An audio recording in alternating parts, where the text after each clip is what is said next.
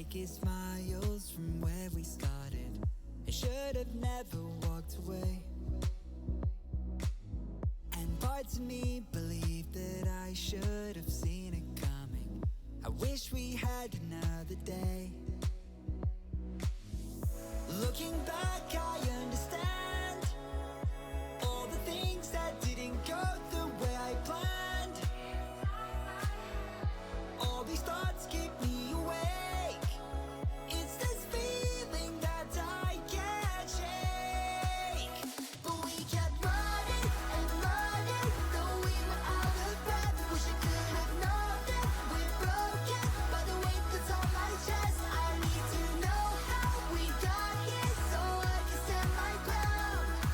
I just want to make it right this time around.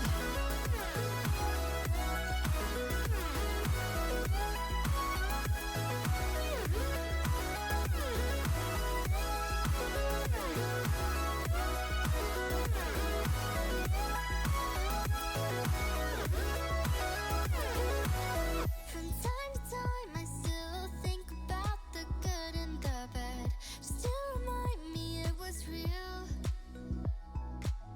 It takes a lot to learn from tragedy and where we went wrong, but I am sure that we can heal. Looking back, I understand every word and every moment replays. All these thoughts keep me awake. It's this feeling that I can't shake. But we kept running and running, though we were out of breath. Wish I could have known that we're broken by the weight that's on my chest. I need to know how we got here so I can stand my ground. I just want to make it right this time around. Looking back, I understand every moment, all the things that didn't go the way I planned. Inside my head, all these thoughts keep me awake. It's this feeling that I can't shake.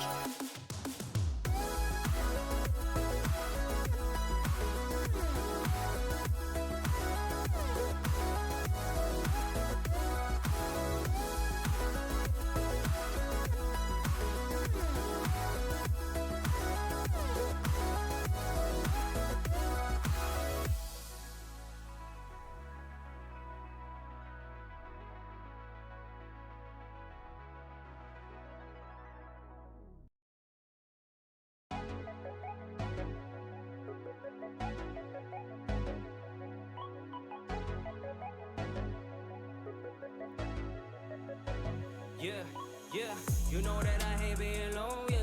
I take it one man, you know my 생각하는데 난 원래 질투하는데 you looking so fly again 난 친구 사이 남아서 we better be better friends. He only likes her because she's We better be old. better She's friends. probably Oh, we the like mandating 25. Oh, 겁이 많아도 I'm taking all my chances, babe. I hope you're I've doing been well, wondering Girbeagly. 시간 되는지 5시간 차이 나도 you're my queen. I've been going all through my phone, yeah. 문자 많은지 알고 싶어서, yeah. You've been calling, hitting on my line, babe. 이제 니들어 하기 싫어져. You always hit me on my line, baby. I was thinking about you all day lately. You got me feeling so damn wavy. Take a couple pulls of you daily.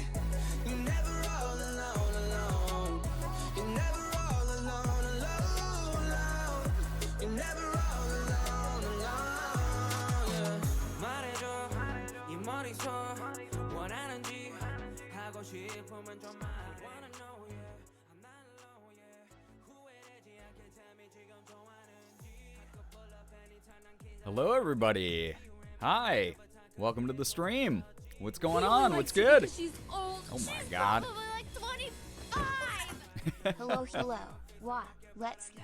Thank you so much. I appreciate the resubs from Amanda. 38 months from Amanda. Thank you so much. I really hope that you've been well also. Thank you. And Apollo, yo, thank you so much for the 39 months. That's so nice. Appreciate that a ton. Hello, everybody. Welcome. Welcome to the first official stream where, like, the Girl Week goal is truly active. If you weren't here for that stream when I got back from LA, we determined that we have a new sub goal where if you want to learn a little bit more about it, you can use the command girl right there in the chat. Thank you so much for that, Austin. Appreciate that. I like that Justin pronounced it hello, helo. That is the way that Justin speaks English. Hello, Ren. Hi. Apollo. Bree. Good to see you here. Josie. Hello. Hi, everybody. Jacob. Good to see ya. Hey, everybody. Welcome. It's good to be back. It's good to see you here. If you weren't here last stream, you also missed me breaking my headset. So I destroyed my SteelSeries headset, imitating like bad behavior caveman on the flight from LAX that I had witnessed on my flight, which is Wildflowers. Hello, hi, welcome to the stream. As a result, I've had to improvise a little bit, which I'm okay with because I've been meaning to move over to in-ear headphones for a while now, but I got some in-ears. I did Oonga Boonga pretty hard. Thank you so much, Austin, for the 100 bits. Oh my god, thank you. What's up, all you aliens and mother chivalry? I hope you are meeting your abduction quotas for this quarter. That's right, very important that we abduct enough people into the community so that it continues to grow. Thank you so much for being here, Sylvie. Good to see you here. Thank you for your kind comments on all my short form stuff I've been doing. It's very nice of you. Thank you so much, Leo, for using your Prime here. Oh my god, adding another sub towards the total to activate Girl Week. Appreciate that so much. 30 freaking months as well. Appreciate that.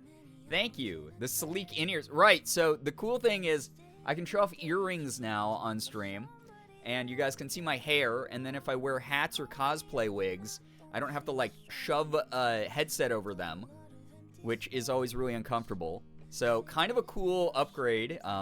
These were just like $30 like JLab earbud pros from like Best Buy that I just bought on a whim. They're like USB-C, and they work great. They sound good. Hopefully everything audio-wise sounds okay and balanced still. The sacrifice was worth it for the bit. I think that's debatable, but like I'm glad people got entertainment out of it for sure. Squeebles, what up? Material Girl. Yo, what's up? Thank you so much for the 4-month resub. Cannot believe that you've been a sub here for 4 months already. Thank you. What? We are... Nettles, hello, hi. What a way to enter the chat. Gotta get you that sweet, sweet algorithmic engagement. I appreciate that, Sylvie. For some reason, so my short form stuff, if you guys haven't been keeping up with my short form journey, it's been kind of cool. I'm probably gonna make a YouTube video about it at some point soon. At first I was like, this is kind of weird to like shout out my short form content platforms on YouTube, but then I was like, it's my channel and it's not that weird. I just gotta make a habit of just uploading long form YouTube videos of me just talking about things going on anyway. It's been a long time. Yo, what's up, Liz? Hello. I've now 100% recovered from my various levels of heat exhaustion yesterday. I'm enjoying my first full day free from the siren. Oh my god, I'm so sorry to hear that you dealt with heat exhaustion. It's terrible. Gives you a headache, makes you all logy and stuff. Glad to hear that you're feeling a lot better. Time to wear chandelier earrings and be the fanciest girl of 2007. Oh my god. I do want, like, more dangly earrings. I should get some more for sure. If not, plug self what do. Truly though, like, I gotta like break the complex of like self-promotion on my own channels is weird for some reason. I don't know why that's always been like in my brain, but you know, it is what it is. I didn't do nothing. Nettles, you definitely didn't do anything. Thank you, by the way, for a level 2 hype train, everybody. That's very, very kind of you. I know that it's been a long time since I've been streaming. I took a break here because I've been so overwhelmed. I have all this like sponsored work that I have to do that is partially related to the trip and partially is just other stuff like behind the scenes work that I have to do for like the channel. I was telling Morgan today, it's just like all the back end stuff that you do when you become a full-time content creator. I think a lot of people don't realize just how much work goes into it, but it's just constant tech issues, constant like making sure that everything is working up to speed, basically. It's just a lot of that has been going on. Making room on my external hard drive for like files that I have to like transfer back and forth, that kind of thing. You name it. It's been a whirlwind since I've returned home. Hello Thank you, there. by the way, Freddie Boyo for 6 months. What the heck? Thank you very, very much. Congrats on the gold Eevee badge. Thank you very, very much for sticking around. Can we get some hype and some pride in the chat for a very big resub badge glow up? Becoming that gold Eevee is always really cool, honestly. Yo, what's up, Amethyst? Good to see you. I've honestly been very much enjoying the short form vids. I try to come up with creative and fun comments to leave. That's really nice of you. Thank you.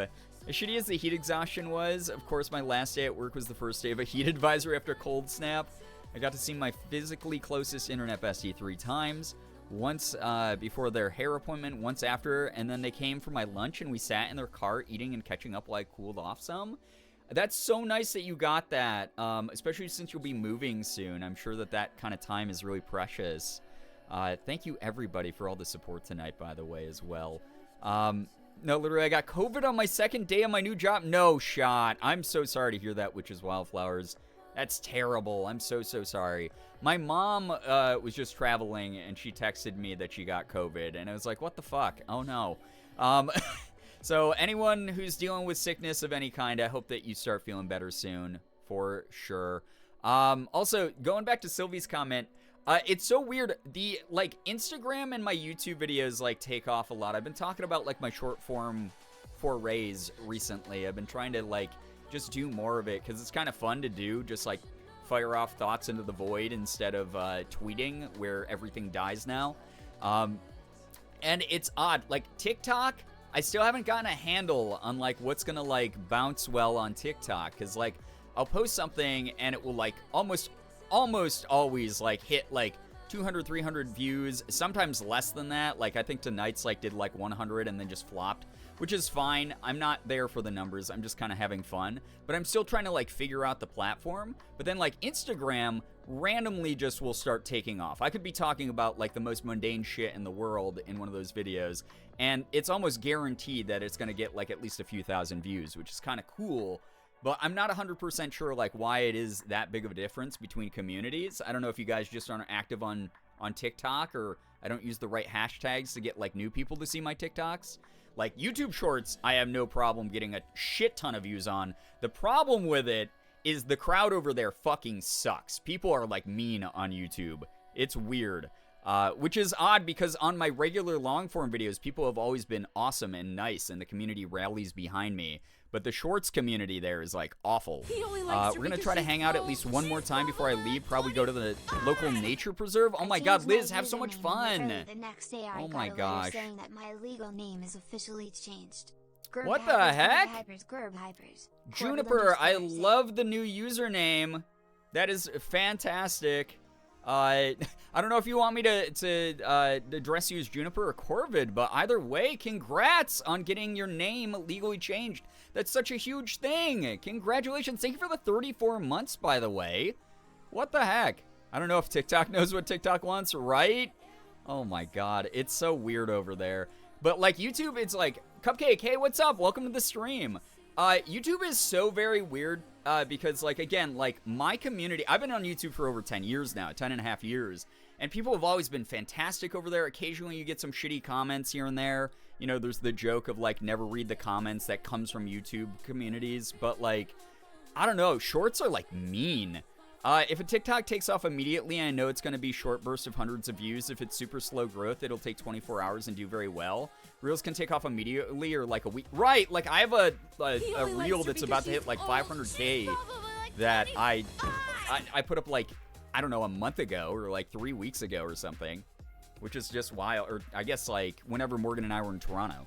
Yo, Apollo, thank you for a gifted sub to Josie. Josie, enjoy the emotes and the sub badge. Thank you. Thank you so, so much, though, for doing that. That's really kind. Getting us a little bit closer to that Girl Week goal. Juniper's fine. Corvid is chill, too. Okay, awesome. Also, again, chat, if you hear any weird audio issues, please let me know. Obviously, with the new, like, earbuds, things are a little bit different than they were before, so I want to make sure that your viewing experience is still good. It took me so long to figure out how to do things. Listen, I don't know how to do anything, ever. So, you're right along with me there. I did put up a, yo, what's up, Laundry? Hello, hi, good to see you. Everything sounded the same so far? Okay, dope. Thank you so much for letting me know. Because I had to readjust some things on my end. Like, these things, I'll probably still use a traditional headphone set to, like, edit voice acting because that's just so nuanced and everything. But stuff like streams, this is so much more convenient to just pop these in and just be like, all right, cool, I'm streaming. Like, I don't have to worry about them falling off my head. I can brush my hair, play with my hair as much as I want. I can wear cool hats and cosplay wigs, like I said. So I think it's going to be really good. And I've been meaning to make this change for a while. So that's something that that is a very minor change for me, but like a fun change for me, you know? I'm on medication for POTS, and the medications are working. That's wonderful. I know so many people in the community have POTS, and getting solutions for it is kind of hard. So to hear that there's something that's like helping Also, you, recent that's time. great. I've been subbed for so long, it's crazy, TT. Oh my god, thank you so much for 68 months. What the hell? That is such a long time. I appreciate that so much, Laundry. Thank you. When you don't need the studio level of audio depth, these are going to be a lot more comfy. Yeah, that too. Like, I'm always like playing with my headset too. Like, I mean, the ADHD urge to touch everything all the time, you know, that just happens. But like, this is going to be a little bit less clunky for me. It's like less in the way, and they're kind of comfy, honestly. Just, again, getting used to the feeling. My head feels a little bit naked. Oh, I was talking about, okay, so YouTube Shorts, speaking of ADHD. So I made a TikTok slash, you know, YouTube Shorts slash Instagram Reel video about, like, the Roman Empire thing that's going around. You know, you ask, like, especially, like, dudes how often they think about the Roman Empire. And it's one of those things I just was like, oh, I never, like, Morgan asked me, and I was like, I almost never think about the Roman Empire. But then I was like, I also dress up like a woman all the time. Like, I present as, like, a female all the time.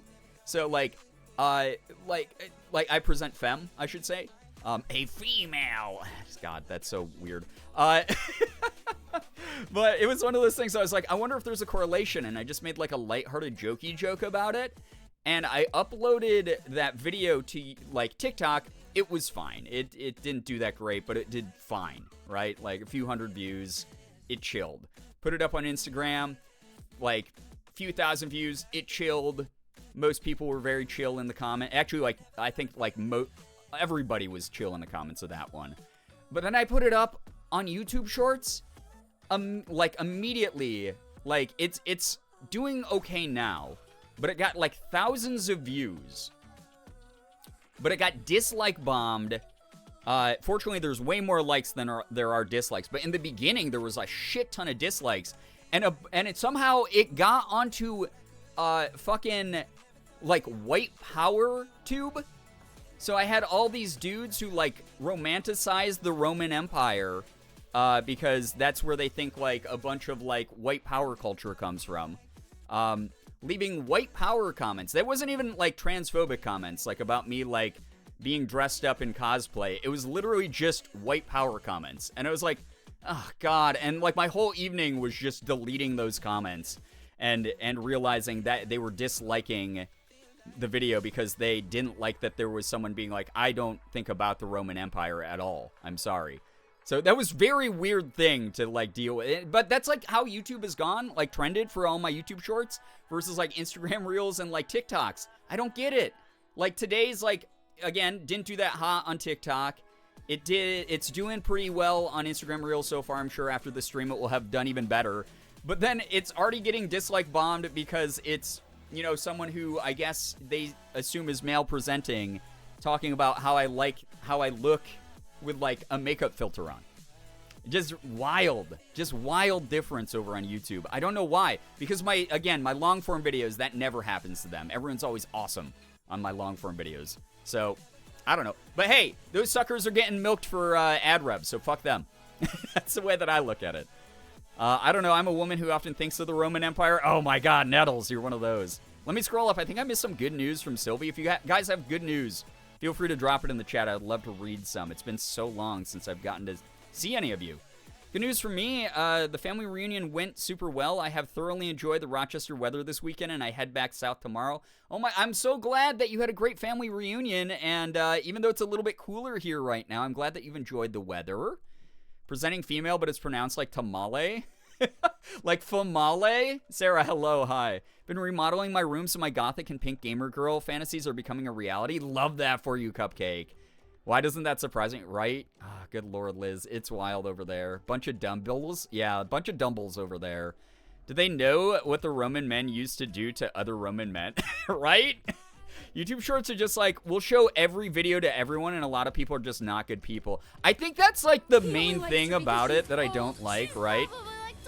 There's a much higher chance that my videos are going to get thousands of views over there, and at first I thought it was just because I have a huge following on YouTube. But I think that the algorithm is just like, oh, you posted something? We're going to show it to every single person who uses, like, YouTube Shorts. Good luck. And that's it. Whereas, like, TikTok, I think, is, like, hard for me because I, like, do variety content over there. And you sort of have to be in a niche for your stuff to take off. And then, like, Instagram Reels, I think it's, like, a happy medium between the both. And I've actually found the most success there. So, I don't know. I'm trying to figure it out. I hope people have been enjoying the short form stuff. Good news, my medical stuff I was sharing with chat. Well, I finally got a diagnosis for PCOS for my abdominal pain. Oh my god, Amethyst, I hope that helps with, like, treatment and some peace of mind for you. We always love a good diagnosis. Super off topic, guys, I got a new eye cream today. No, do that skincare. Hell yeah, we love that. Good news, today is my sister's 28th birthday. Happy birthday to your sister. Famale tamale. Oh my god, Sarah. Good news, but I'm hoping to make a new photography Insta because I've been taking a bunch of spooky photos. Yo, that'd be fun. Kia, thank you for the 26 months, by the way. I'm so sorry I didn't say thank you for that until now. I appreciate you a ton, always. I'm on medication for PTOS, and the medications are working. Wait, I already read that, Bree. Did you not hear my reply? Those of you with the multiple screens up, how dare you? How dare you? On Thursday, I had a poster presentation event and took second place for all grad students and won $75. Okay, let's go. Pop off, Nettles. Hell yeah. Love to hear about a good victory like that. Good news, I got to go out with my best friend today on my friend day, and I got to see a huge trans march and protest to Canada being kind of really stanky. Oh my god, yo, Apollo, that sounds like it was a good time. Friend dates are fun as hell also. More good news, it's raining, storming, even less good news.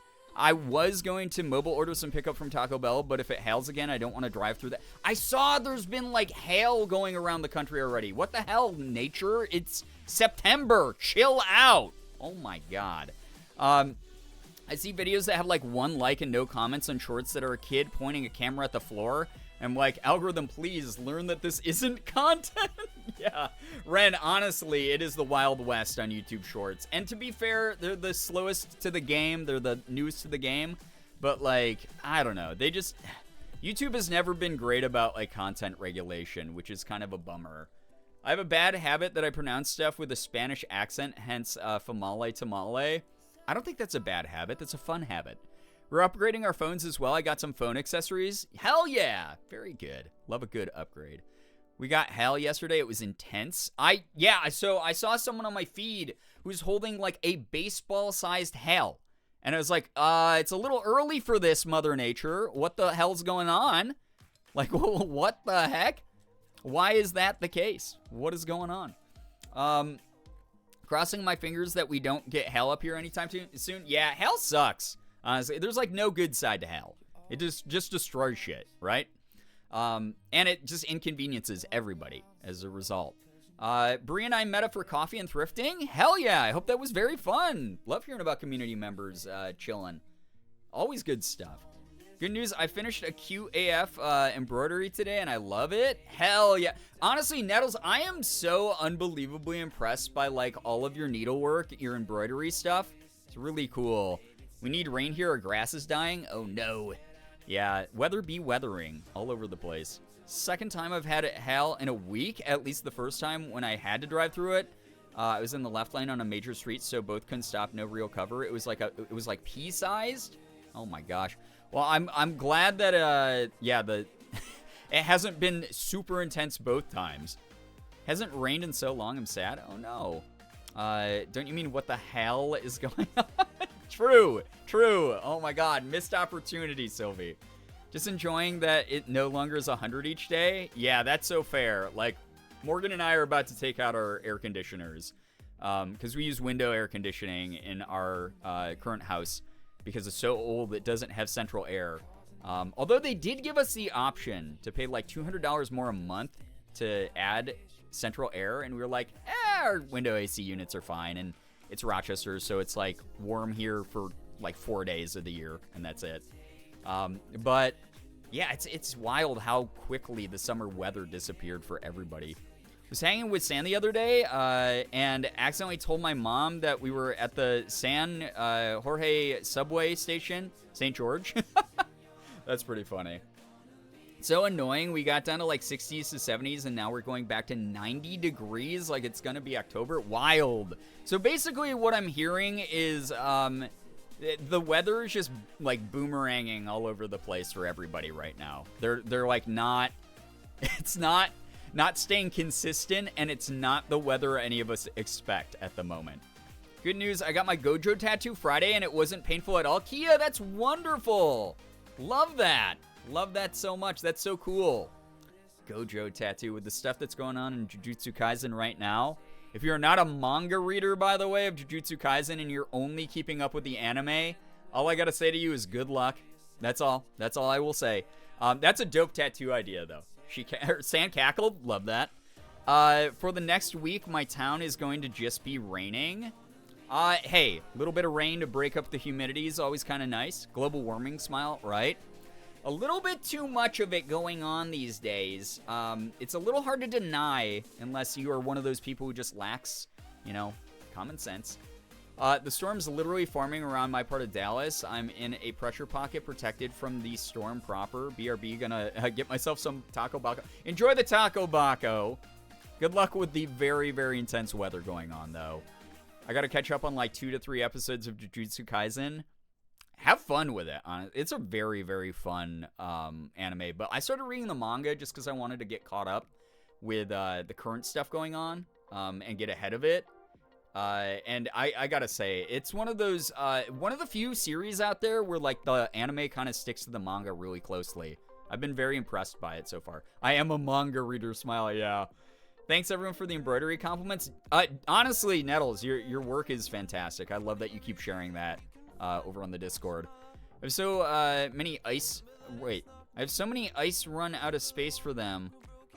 Oh, I've run out of space for them, I'm assuming. I just enjoy doing them. Yeah, that's great, though.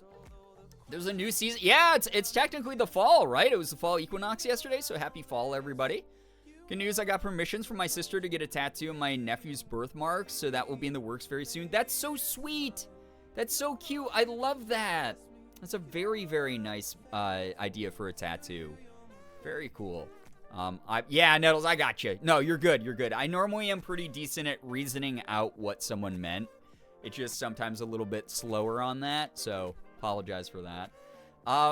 Chat, I have a bunch of stuff that I am excited to share as well. My good news is, I got headphone replacements, again, in-ears, if you guys haven't seen these, which is kind of nice. I tried very desperately to save these, by the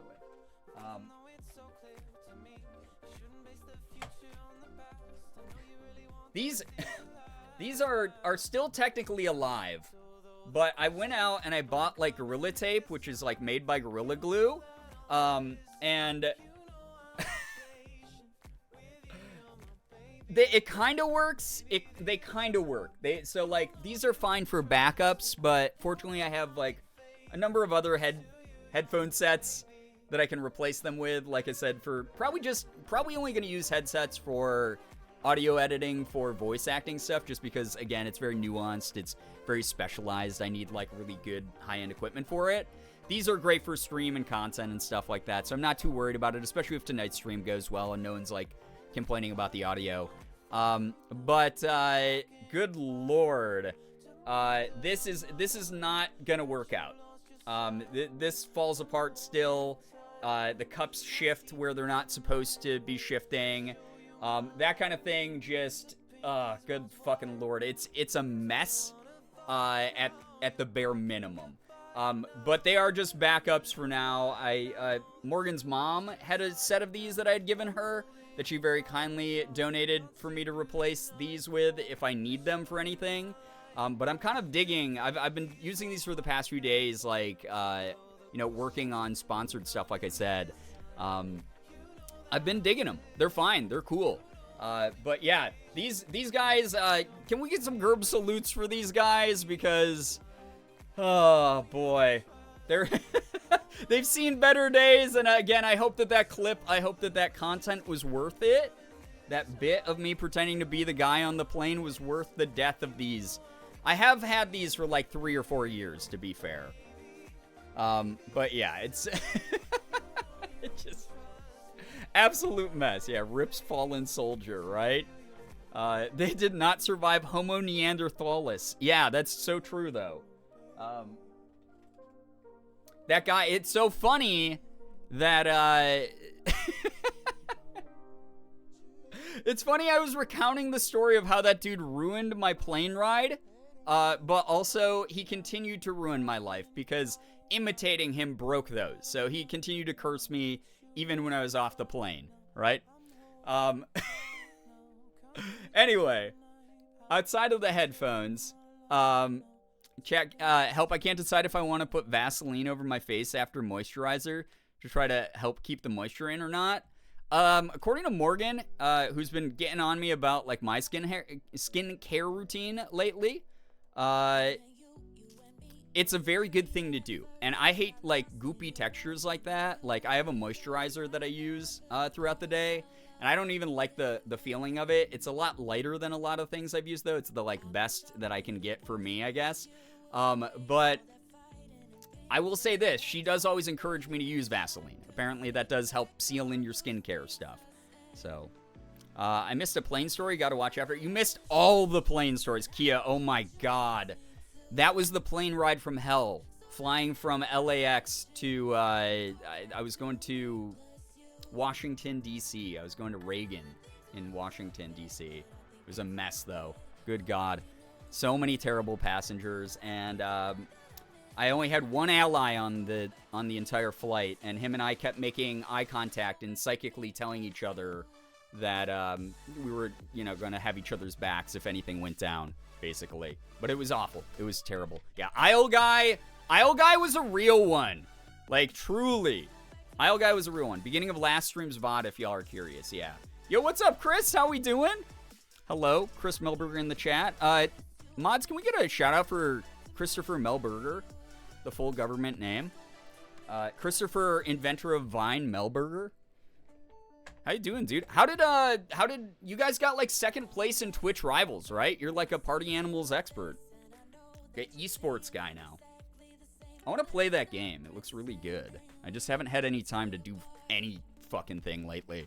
Because I went to LA and then I got so busy. And then when I got back, I had just like a shit ton of sponsor work to do, which is wild. JP's Innocence, thank you for the gifted sub to Chris. Chris, enjoy the emotes and the sub badge. Thank you, getting us another sub closer to the big old girl week. Sub goal. We shall game soon. Dude, I hope so. Even if it's off camera, man, I'd love to chill. Be cool. Just game. Just have fun. What was I doing? Okay, so we just ended good news. Hey, we're on a pretty good pace here, chat. Only 30 minutes into the stream, and we already finished good news. So I get to share my good news now, which we got a bunch of shit in the mail recently.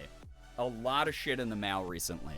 So, Girl Week, yeah, you can use a girl command if anyone wants to know about what Girl Week is, but it should be a fun thing.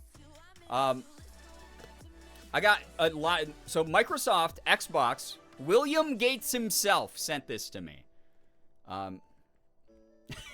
Xbox reached out and they asked if I wanted a new Xbox controller, and I just said yeah, and they went, okay, cool, you don't even have to post about it. And I was like, post about it, it's cool. So brand new Astral Purple color. I think this is like my third or fourth Xbox controller now, but it works with PC, so when I'm playing like my Xbox games, I can use this pretty little thing. It's pretty cool though. I like it a lot. Check that out. It's hot. Yeah, it looks scrumptious, right? It's so clicky. I actually love the the current gen Xbox controls. Because they're just like, they're so much quieter than the old ones were, and they just feel nice. And they're smaller. When the original Xbox came out, the Xbox controllers were like the size of like a fucking cinder block, and my tiny little baby hands couldn't wrap around them. I couldn't use them at all. I was like super dog shit at Halo for a while. They're quieter, but still have that satisfying clicky. Yeah, they got the like nice like mechanical tactile feel to them. They're really nice. It looks so nice, right? It's so pretty. It pulls a little indigo, but mostly purple. I love that. Yeah. I think, I'm pretty sure they launched this because of Starfield. It wasn't like Starfield branded, but that's why it's like astral purple, you know? So that's kind of neat. Also, those of you telling me it's indigo, I believe you, but as someone who's colorblind, I do not see that. I don't even know. If you showed me this in the wild, you go, Brian, hey, what color is this? I'd go, I think it's dark blue. That's just how my eyeballs work. It goes well with white, right? It does look pretty sick. It's a nice color, just trust us, true. It's like a royal purple? Got it. Royal purple, okay. Cool. If you missed today's thirst trap picture over on TikTok, or not TikTok, Twitter and Instagram. Been doing too much short form stuff recently. TikTok on the brain. I need to crack the TikTok algorithm code. I gotta figure it out. I can't have videos peter off at like 100 to 300 views.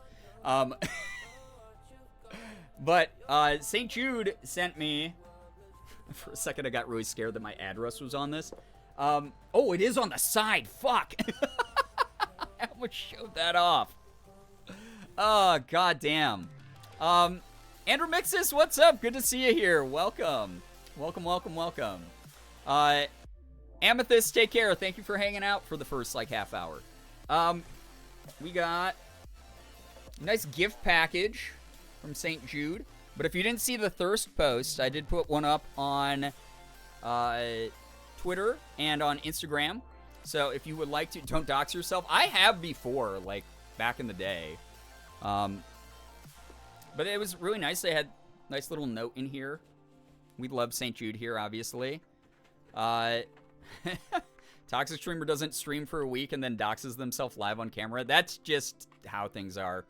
Thank you so much, Austin, for sharing that. The Instagram post needs way more interaction if you guys want to go beef up my numbers there if you'd like. That did surprisingly well for Twitter. Made me, like, gut flinch hearing that. What, doxing myself? We got, some cool little, like, caps. So they sent another headset, another A40 headset, like the one I was trying to use when, I broke my other headset. So, the ones that didn't work during that stream, they sent me another one of those. But these are, like, go on, like, the ear panels, which are kind of cool because they're custom St. Jude ones. Love those. Here's the apron that I was wearing in the thirst trap pictures. Fully shirtless in that. Some people thought I was fully naked, but I was not. I'm not getting that bold yet. And then there's this really cute scarf. They sent this beautiful scarf. Does play for more than bragging rights? It's got little, like, digital hearts in it and stuff. I don't know. It's cute. It's really nice. It's got the St. Jude logo. Love the scarf, right? My stomach spasm because I'm just like, no, that's a big fear of mine. Wait, sharing address online? Happens. Yo, Austin, thank you. You're a real one, dude. Looks so soft. Very soft, honestly. 34 months.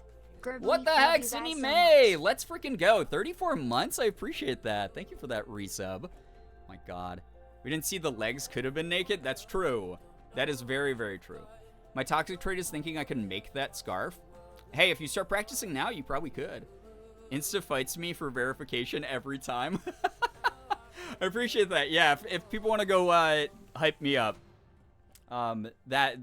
it's all thanks to St. Jude. Thank you, St. Jude, for sending all this stuff. It's cool. Here's another cool thing, though. Cindy May, hope you're having a good end to your weekend here. Good start to your week. Appreciate having you around.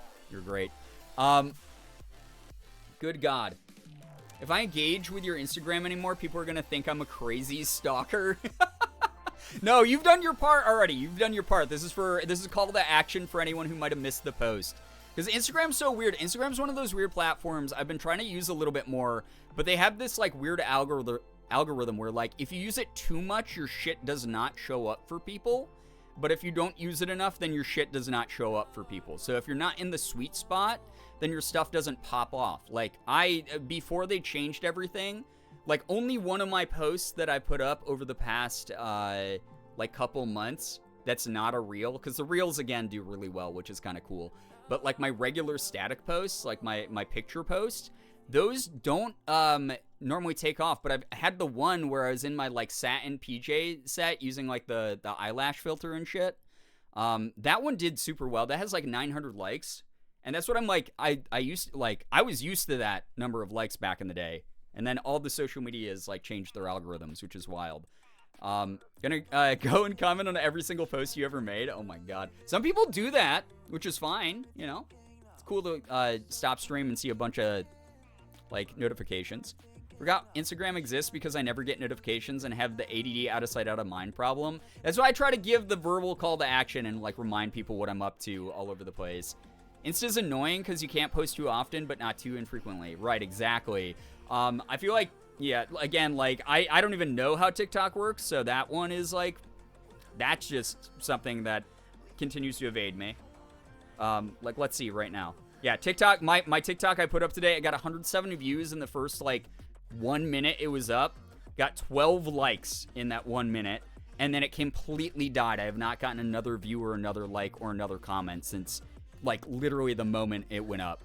I don't know if that was my timing was bad on that or what, but just so odd. I have your notifications on, but I don't get every notification for a post. That's so weird. He only likes her because she's old. She's probably like 20. But yeah, that's the thing. Is like I put up a bunch of stuff on Instagram recently that, you know, I normally start seeing interactions on it like a few days later. I think that's part of just how like Instagram is these days. Who knows though? I don't work there. Sandy, thank you for the 31 months. What the heck? Thank you for the whip and the nene. Both at the same time? Unreal. Huge talent from this one right here, chat. Thank you so much, Sandy. Appreciate you. Insta also has a new broadcast channel feature that might help you make sure your followers see stuff. But it sucks that you got to add something else to your plate. Wait, what is that? I've never actually even heard about that. TikTok too? Yeah, TikTok confuses me because I don't even see the people I follow. Right, it's so weird. Morgan was telling me that like sometimes it's better to just like people's posts and then not follow them, because when you follow them, you start not seeing them in your like your feed. But if you only like their posts, then they're gonna show up in your For You all the time. I don't know. Maybe that's true. Maybe it's not. There's so many theories out there, right? TikTok's so weird. I keep getting videos from like February. Yeah. Yo, okay, so that's the same for me, is I started getting TikToks from people I follow from like 2022 last week. I was like, what's going on? It's so strange. I don't understand. Let's see. So just for comparison, the Instagram reel that I put up at the same exact time, by the way. Yo, thank you to everyone liking my my Instagram thirst trap. My Instagram reel has 7 comments on it, which is very, you know, pretty typical for, like, reels, for me. No one talks to me on social media anymore.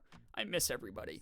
But it has 92 likes compared to the 12 on TikTok, and has 636 views. So, didn't, like, pop off, but it could, because what I've learned from Instagram is, like, a few hours to, like, a couple days later, they just take the fuck off, and I don't know why. Sometimes I think the TikTok algorithm just breaks because sometimes I just see videos with like 6 likes that make no sense. Yeah, it's really weird. It's like stuff that I have no interest in, I've never engaged in. It will literally be like a TikTok will come up on my feed of like a 16-year-old watching like NFL football with his like grandpa in like a wood panel walled house somewhere in the Midwest. And neither of them will be talking, and then like the kid will like turn the like camera to his face and be like, "We're watching football," and that's it. Or he'll be like, "Watching football." Like he won't say anything. The caption will just be like, "Watching football with Papa," And I'll be like, why did this fucking pop up? Why is this on my feed? What? Why is this here? They show you shit you've already liked. Yeah, that's the other weird thing. Is I get stuff that I've already seen and interacted with. Broadcast is alright, but people have to opt in through notification. For me, it doesn't show in the notifications in-app to click the banner notification. Is it like the bell on YouTube? Or like, you know, getting the bell on like Twitter or something? I get like stuff like that all the time. It's weird. Yeah, that is very weird. I think some of it might be just like location based or something. Who knows? All right, let's go to YouTube Shorts, the most toxic and worst of the places. Put up short form content. But the numbers, oh my God, the numbers can't lie. 1,000 views. 1,000 views in like an hour on YouTube Shorts. So even though it's probably going to be downvote bombed by a bunch of transphobes, I'm making money off of them, and those downvotes don't really hurt my feelings. I've been on YouTube for so fucking long. Yeah, it's getting downvote bombed, but it's also getting a lot of likes that balance it out a bit. So that's kind of good. And I haven't gotten any like shitty comments on it yet. Just people being crappy. But hey, that's going to equal ad rev. I just got a YouTube payout the other day, and it's thanks to things like Shorts. So, yo, what's up, Halloween? How we doing? Good to see you here. ShoeTube Yorts. Would that just be... there has to be ShoeTube on YouTube. There's a niche for everybody out there. There has to be people who are just like, yo, check out these limited edition, like, 2002 Air Jordans, dude. In pristine condition. Bought them off of eBay. Guaranteed there's, like, sneakerhead YouTube. Because I know so many sneakerheads who do YouTube. They should make that kind of content. Probably would pop off. But anyway, yeah, that's like the weird difference I see. I get like a lot of views on like Instagram and YouTube. TikTok just, it's kind of, I'm flying under the radar over there, but I'm trying. So if you like short form and you have any of these apps, go support me on them. I'll be talking about them in a vlog sometime very soon as well, because again, a lot of you know mental health shit wasn't great for me earlier this year, and the past like 2 years, honestly, was probably the lowest I've been in a long time. And being able to, like, put a little bit of creativity, even if it's just like, okay, I can make this a tweet that's gonna fucking flop and have 20 likes, or I could make this into a video format and put it up as a short form video on TikTok and Instagram and YouTube. I'm gonna pick to do that with the video, and it's like bringing my creative spark back a little bit, and I just feel like, that's why I'm like even offering Girl Week, is I'm like, oh yeah, I feel like I could commit to that now. I feel like I have the energy. Not 100% there yet, but I'm getting back to it, you know? So, yeah. Still sick? Oh no, I'm sorry to hear that. But those of you who have been supporting the short form shit, thank you. Thanks for being awesome. Looking at TikTok, maybe using more viral audios. Yeah, it's one of those things where it's like, I know some people, that's the thing, I don't want to game the system. I want people to stick around and just watch me because they like my shit, though. It's not like a numbers game for me at this point. It's more of like I need to find my niche, and I haven't even found that because the people who follow me there don't even fucking write on my TikToks most of the time. So it's like I have to figure out something that's like interesting that they want to hear about, you know? That's like something that's big for me. That's cool. I'm glad you're having a better time. Thank you. I appreciate that, Laundry. You've been around.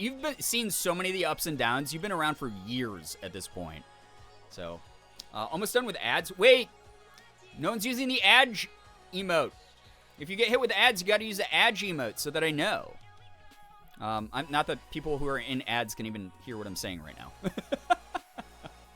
SAG reached a deal? Yeah, it's a tentative deal. It gives me a little bit of hope, but there's been a couple tentative deals that they've been sort of piecemealing through. So fingers crossed that it's something good. We'll see. How's it spelt, Strimmer? Wait, how's what spelt? ADGE for Adge? Is that what you're talking about? I really only use YouTube, so I'm selfishly glad you do well on there. Well, thank you. Thank you. Yeah, it's got to be a capital A. And then you can use that anytime I'm running ads. In case you don't want to miss whatever we're talking about or doing. I've been a reign of terror in this community for far too long. No, it's so appreciated. Like, honestly, appreciate having you around.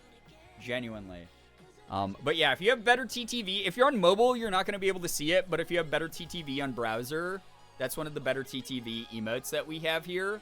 And if you do use better TTV and want to see what we have, you can use !BTTV to see all the things we got, all the fun, fresh emotes that we've added over the years. I still have like 30 slots that I can put stuff into. I don't know.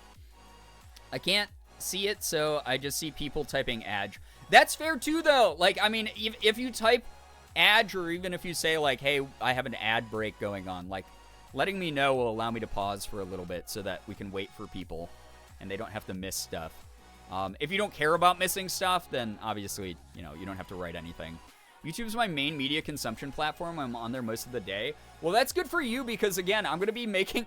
It's so funny. Before I left for LA, I was like, oh, I'm so excited to make more, like, regular YouTube videos again. I want to start shifting more of my focus away from the other stuff that I do. And, like, that means, like, short form... Like, shifted away from short form, shifted away from streaming quite as much to do YouTube stuff again, because I miss doing it. And then because of all this stuff with the trip that's going on, because it was a big sponsored trip and I have some, like, deliverables I need to do, I haven't had time to work on my own stuff very much recently. So I haven't had a chance to, like, make videos. It's not my typical, like, oh, I'm too depressed to make stuff. It's my, oh my god, I don't have fucking time in the day to make stuff that I want to make. Yeah, there we go. So we got Clap, we got Ayaya, we got Noted, which I love. That one's so cute. We got Omega Lol. We have Are You a Girl? All one word, all caps. I love that one. We have No! Pog U, Vibe, Dies of Cringe, which is one of my favorite. Gotchi Base, Weird Champ, Keck W, Cat Jam, Fivehead, Blob Dance, Mod Check, Rainbow Pliz, Popcat, Rat Jam, and Pet the Mods, and Edge. So that's all we got rocking right now. For anybody. For anyone who celebrates. How did I not know about that rat emote? Rat Jam? I added it like 3 months ago and didn't mention it, so that might be why. I think I pre-subbed for 6 months, so no Edge here. Hell yeah, Nettles, I appreciate you. My main sites are TikTok and Twitch. I will try, like I said, I'm going to try to put more TikToks up, so like anyone who follows me there, I hope that you get to actually see my content come up on your feeds.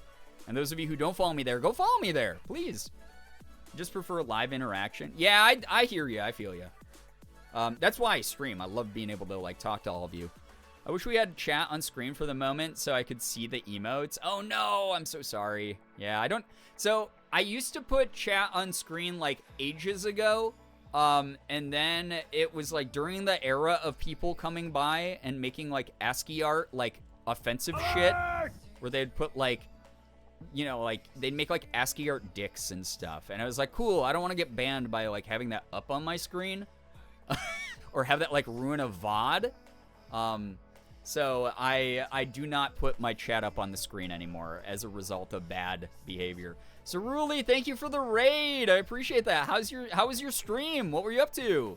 Welcome on in. All of you are arriving pretty early. We're sub 1 hour right now, so... I just started streaming like 15 minutes ago, and we're vibing, we're chatting about a bunch of stuff. Oh yeah, I never finished showing everyone what I've been getting in the mail. So I showed off the St. Jude stuff, and I showed off the Xbox controller. But I'll show you the final package, which was really cool to get. A lot of you who are in the Discord already know I got this stuff, or follow me on Twitter and Instagram, you probably know I got this stuff. But some of you don't. Again, follow me everywhere. I make content, I promise, on other platforms, besides just here. So really, thank you so much. If you're brand new here, by the way, through the raid, please read the rules so you don't get timed out by me, a mod, or Nightbot. We'd hate to have that happen. If you're brand new, hey, hi, hello, my name is Brian, aka Girbeagly. I'm a Korean-American full-time Twitch partner, YouTuber, voice actor. I play everything from AAA games down to indie games. I open up Pokemon cards, and I do some cosplay from time to time, but welcome on in. Hope you enjoy your stay. Thank you to anyone who follows.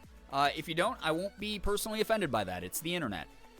In the Discord, you can refer to hashtag #WhereIsBrian for all the links. That too. Yeah.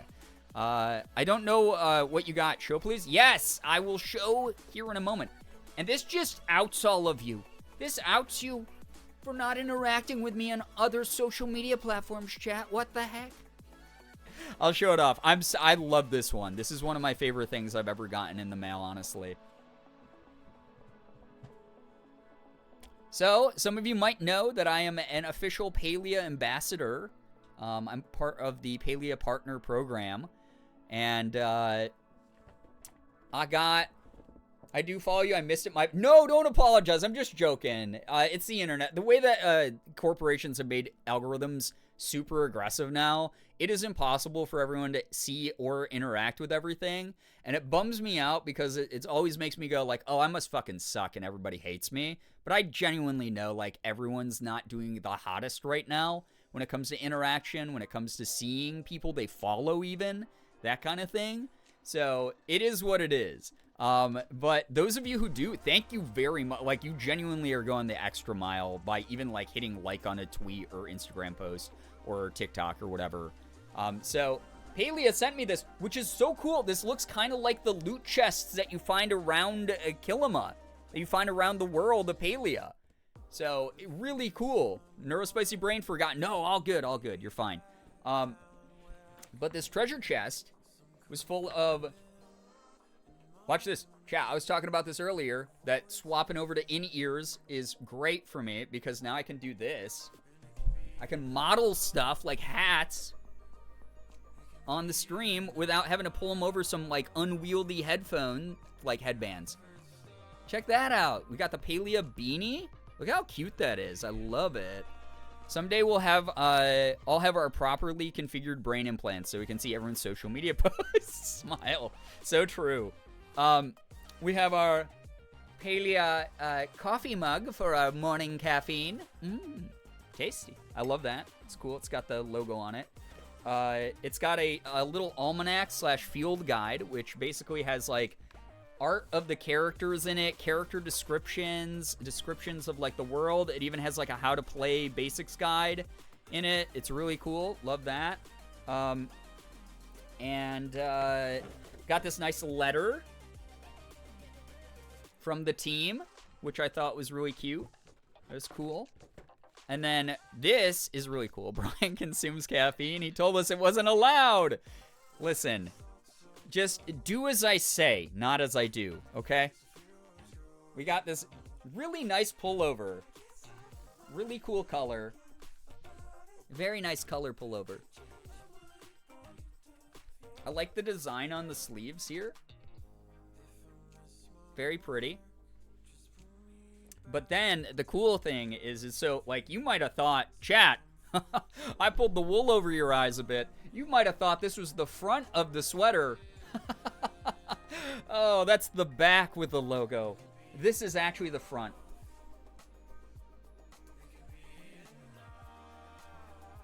You get a little, like, Crystal Lake Lotus, which is, like, in the logo. So that's really cute. So that's nice. Yeah, bamboozled again, right? And look at that. Wow. Oh, best thing about these two, no headphone hair. How dare you lie to me? All I've been doing has been lying on the internet recently. I hope people have been enjoying that. The lying content. They are pimping you out with this merch, right? He pulled the sweater over our eyes. True, true. So that's all fun. That's all good stuff. Streamers can't lie on the internet. Jenna, hello, hi. That is true. No, I did it again. See, I did it again. I lied. I said that's true, that streamers can't lie on the internet. That itself was a lie. And then you might think, wow, all of that stuff is cool. That's so neat. But it's not cool as this. The final piece of the Palia package. It's an Ormu plushie with a bow tie. He's got a cute little bow tie, but he's an Ormu, like the big like cows in the game that are on the farm, on Badru's farm. Isn't that fun? Oh my God, Sylvia, I hope your car ride goes well tomorrow. Thank you so much for dropping by and hanging out. Thank you. It's not a want, it's a need, right? I need an Ormu so bad. Ormu, so cute. I love him. What's his name? I haven't named him yet. Chat, you want to help me name the Ormu? Name our Ormu friend. But I love his little bow tie. It's so cute. But there's that. Kind of cool, kind of groovy, kind of neat. So thank you to all the companies that sent me stuff. We got Palia Singularity 16. We got Xbox/Microsoft, and we got St. Jude Play Live. So thank you to all of them. Smeekers? That's kind of cute. P-Bones. Wait, why P-Bones? Grug? Oh my god. How about Ormu? Shrooples? I kind of like that one. Umro? I kind of like, oh my god, Buttermoo. Wait, Buttermoo sounds like something that would be in universe. It's like our Ormu Buttermoo. We call him Ubu? Mubu. Wait, we got a lot of oohs and moos and boos in here. Irmo. He's kind of butterscotch colored. Oh, that is kind of cute. I do kind of like the idea of that. I love Buttermoo. Andromixis. No way. Hasame, hello, hi. Welcome. Not that again. Not that again. Armuwu. Oh my god. Arbrimu is my Musona. Oh my god. Your Armusonas. Yeah. Chat always has to make a Sona of everything. I really, really love this little guy. You know what? I love Ormu. Yeah, Ormu's so cute, honestly. Wait, oh my god, I just realized my brain is so fried from doing all the work I've been doing recently. Cerulli, I don't know if you're still here, but tell us about your stream. What were you up to? I'm so sorry for not asking. Thank you again for the raid. That was really nice. Ruwu is my Musona? Oh my god. Not the Muwu. I kind of love Buttermoo. Buttermoo is like so cute. That's such a cute name. LOL, it's all good. Dude, thank you so much for understanding. It's been a hell of a past few days, honestly. It's been very wild lately. Buttermoo is a cute name. I like Buttermoo. I'm going to keep Buttermoo just because the little butterscotch color palette and the little tie, it just fits. It really fits. Jacob. Oh, God. Oh, my God. Yeah, Buttermoo's cute. Not the Ormusi. Come on. Anyway, my office is so packed with shit because of all this stuff being sent to me. I came home and just packages just started arriving. Thanks for sharing the Palia stuff. We love that game in our community as well. We chatted and built Lego with dinosaur. I love that. That's so fun. Yeah, I gotta do, I was talking to Chad about this. We gotta do some body double streams soon. Where I just do a fun, chill activity. You guys can do your own as well, whether you're like, you know, knitting or reading or whatever, working on stuff. Be kind of cool to do a body double stream. Maybe one of these Sundays when I don't start at 10 at freaking night. Now we lift Squeebles on her shoulders for suggesting Buttermoo, yeah. Dinosaurs greater than fuel, fuel greater than Legos, greater than dinosaurs circle of life. Oh my god. It's a perfect circle. Scotchy is cute, but I think Buttermoo is better. I like Scotchy too. That's a cute name, but Buttermoo just it fits the world. Like genuinely feels like the kind of name that would just like be in Palia, like naturally, like something that you would hear Badru reference or whoever, you know. Muwu Nur. Oh god. My brain started melting partway through reading that. I was like, what the heck? Oh, speaking of fun little guys, little creatures and whatnot, some of you might know this already, but Pokemon released one of their special celebration collections called the 151 collection, which is a celebration of the original 151 Pokemon, which I've been so excited for since Japan released it a long time ago. And I was very, very, very afraid that I wasn't going to be able to find any of the cards in the wild. But Morgan and I went on a couple shopping trips semi-recently, and we got fully stocked. We got some 151 cards. I got the box with 3 packs and a poster. Oh, hell yeah! That's awesome. Morgan just bought me that earlier today. So I just got the poster pack earlier today. But I got some other stuff too, so...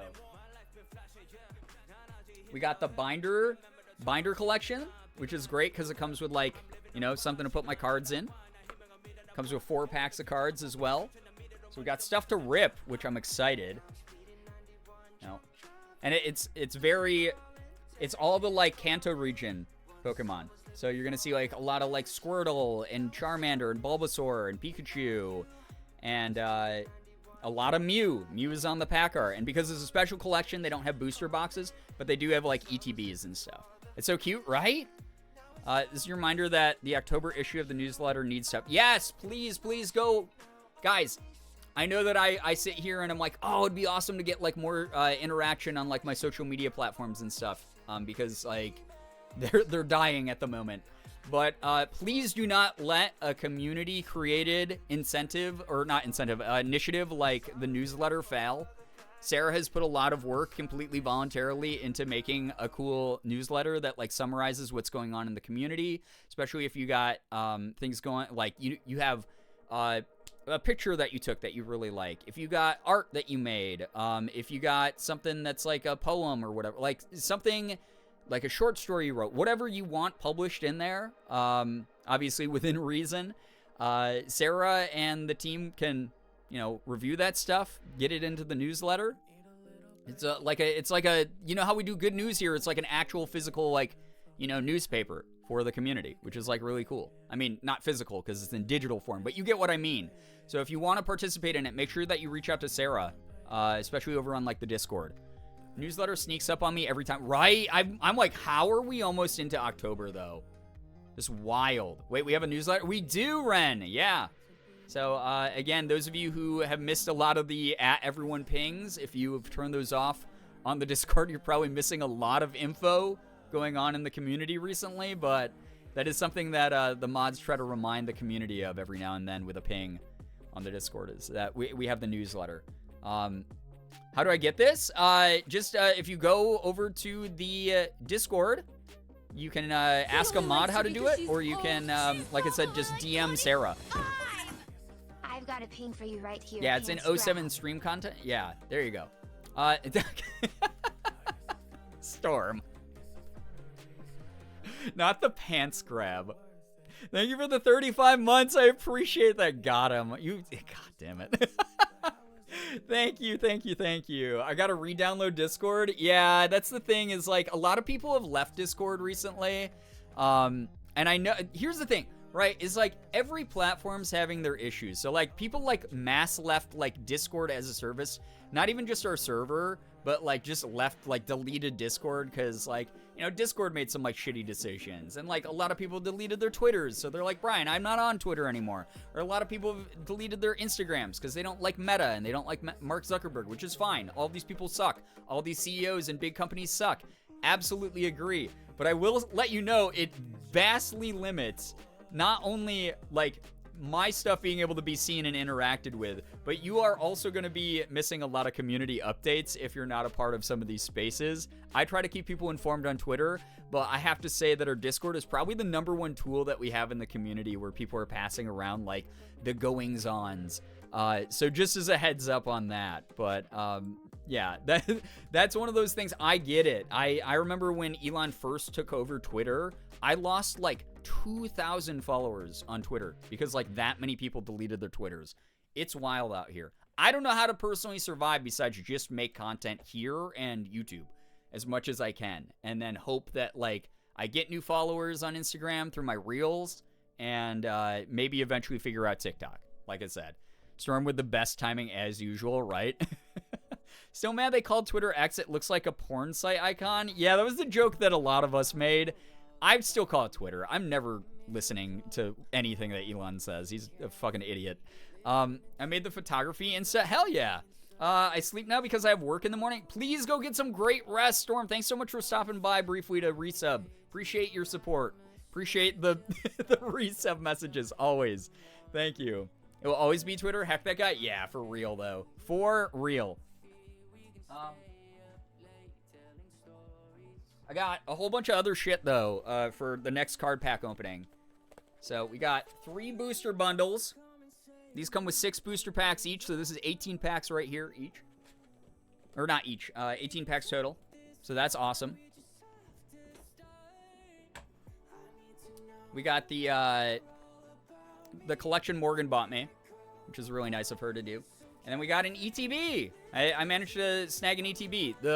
A lot of this stuff is going quick, but my hope is that Pokemon Center is going to just overprint this collection because it's a special edition collection.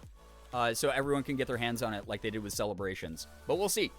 But kind of cool. So upcoming Pokemon card opening sometime in the semi-near future.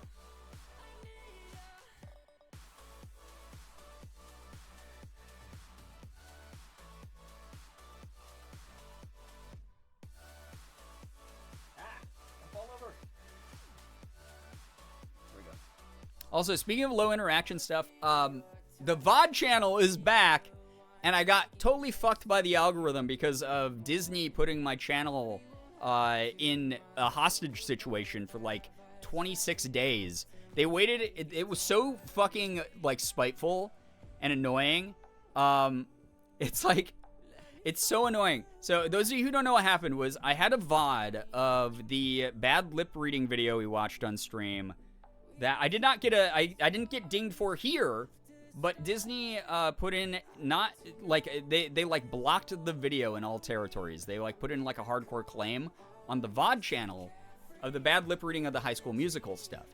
And that stuff I was like, oh no, I know like fair use and I know like content transformative like law and shit like that because I've been doing this for so long I kind of have to. And I argued against it, and my appeal.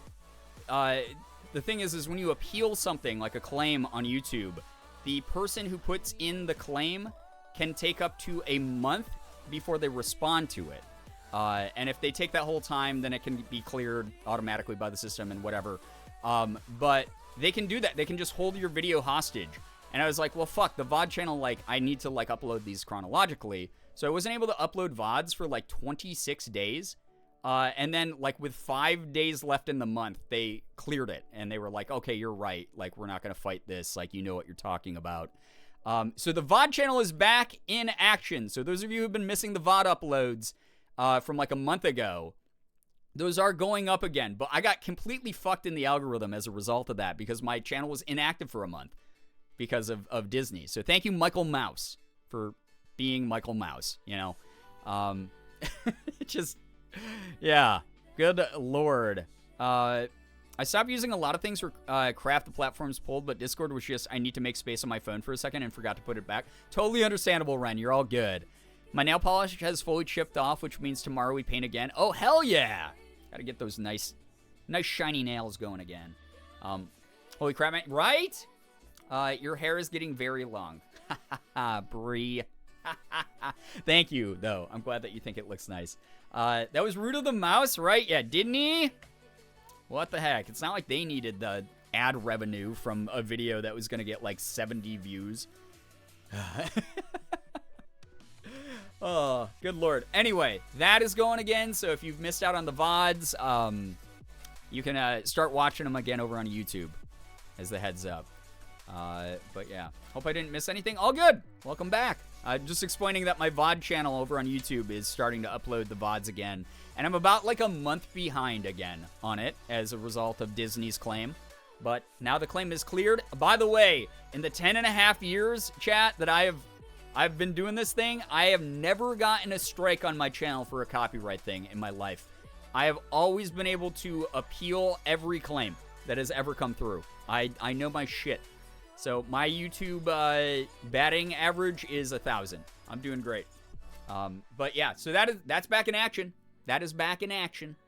So those of you who miss putting me on in the background over on YouTube with a good old VOD while you're working or you're busy with whatever, that is available yet again. So there you have it. That's why people are saying Michael Mouse derogatory. Yes. But yeah. That's all my updates. That's like a lot of good news right there.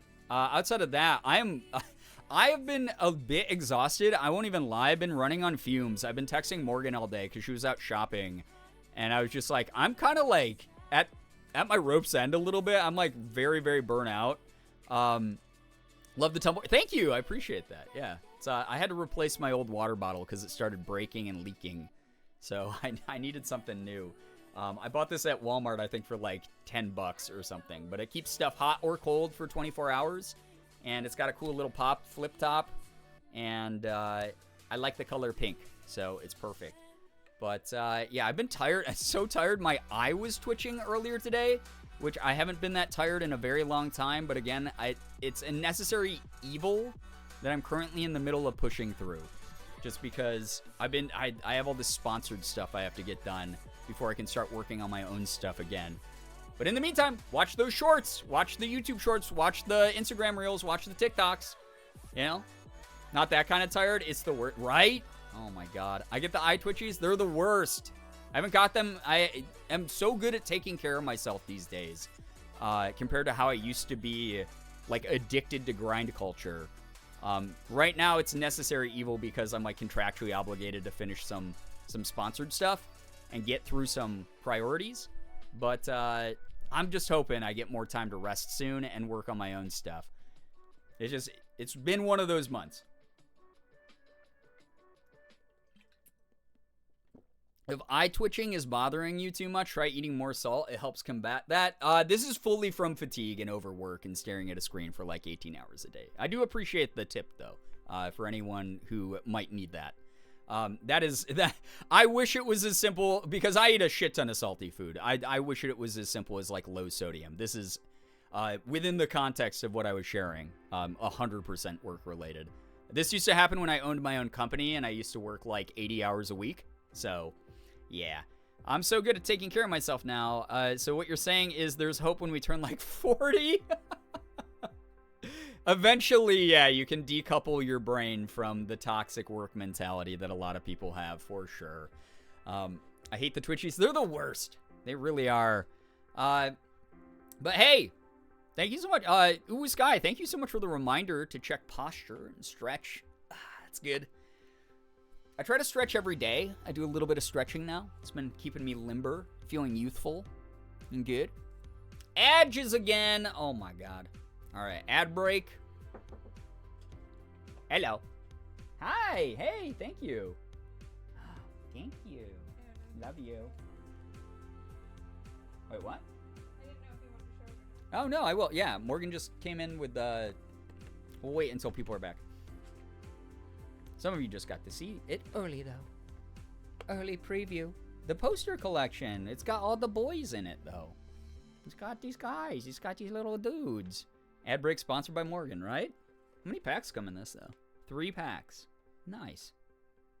There's a Zard in this pack, or this set, because there's a Zard in every set. I've suspected POTS, so I know all the salt tricks. I've gotten to a point where I just shotgun straight lime salt.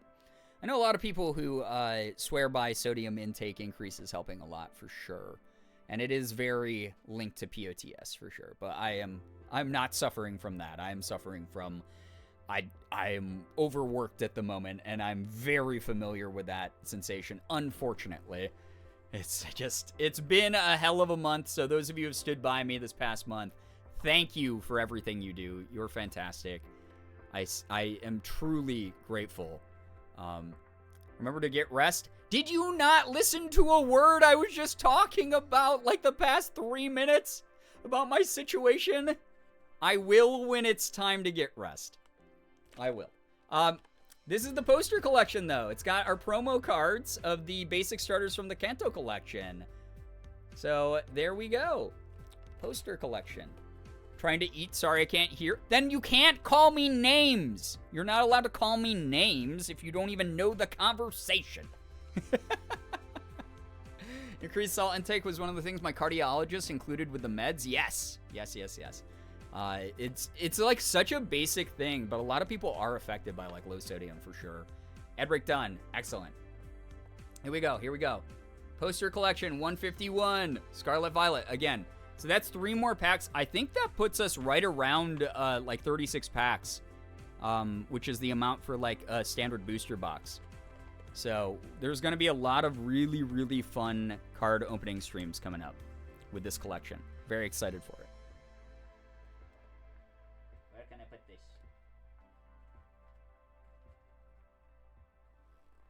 I just have a pile of goddamn cards. That's a lot of cards, right? Well, hey, if you were here for the last card opening stream, I did get through a whole booster box by myself. 36 packs. I think we even did some bonus ones after the booster box was open. You're rebuilding the card tower behind you. I am. It's getting bad. There's like, you can't even see it from where the camera is faced, but like if I angled this downwards, there's just a million boxes of Pokemon and Yu-Gi-Oh cards here. And to be fair, Pokemon and Yu-Gi-Oh have sent me most of this stuff. So it's not like I've been going on shopping sprees. 151 is the only set in a very long time that I didn't get sponsored for.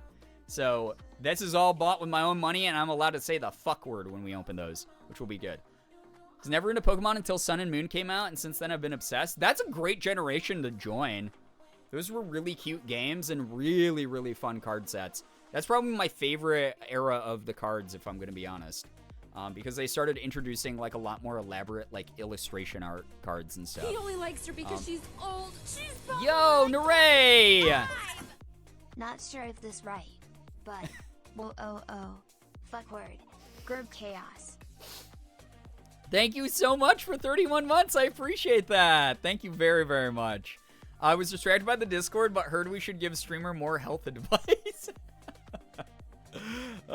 I love Pokemon cards and Pokemon. First Pokemon game I got of my own was X. Wait, oh my god, yeah, from X and Y? That's a fun generation to join too.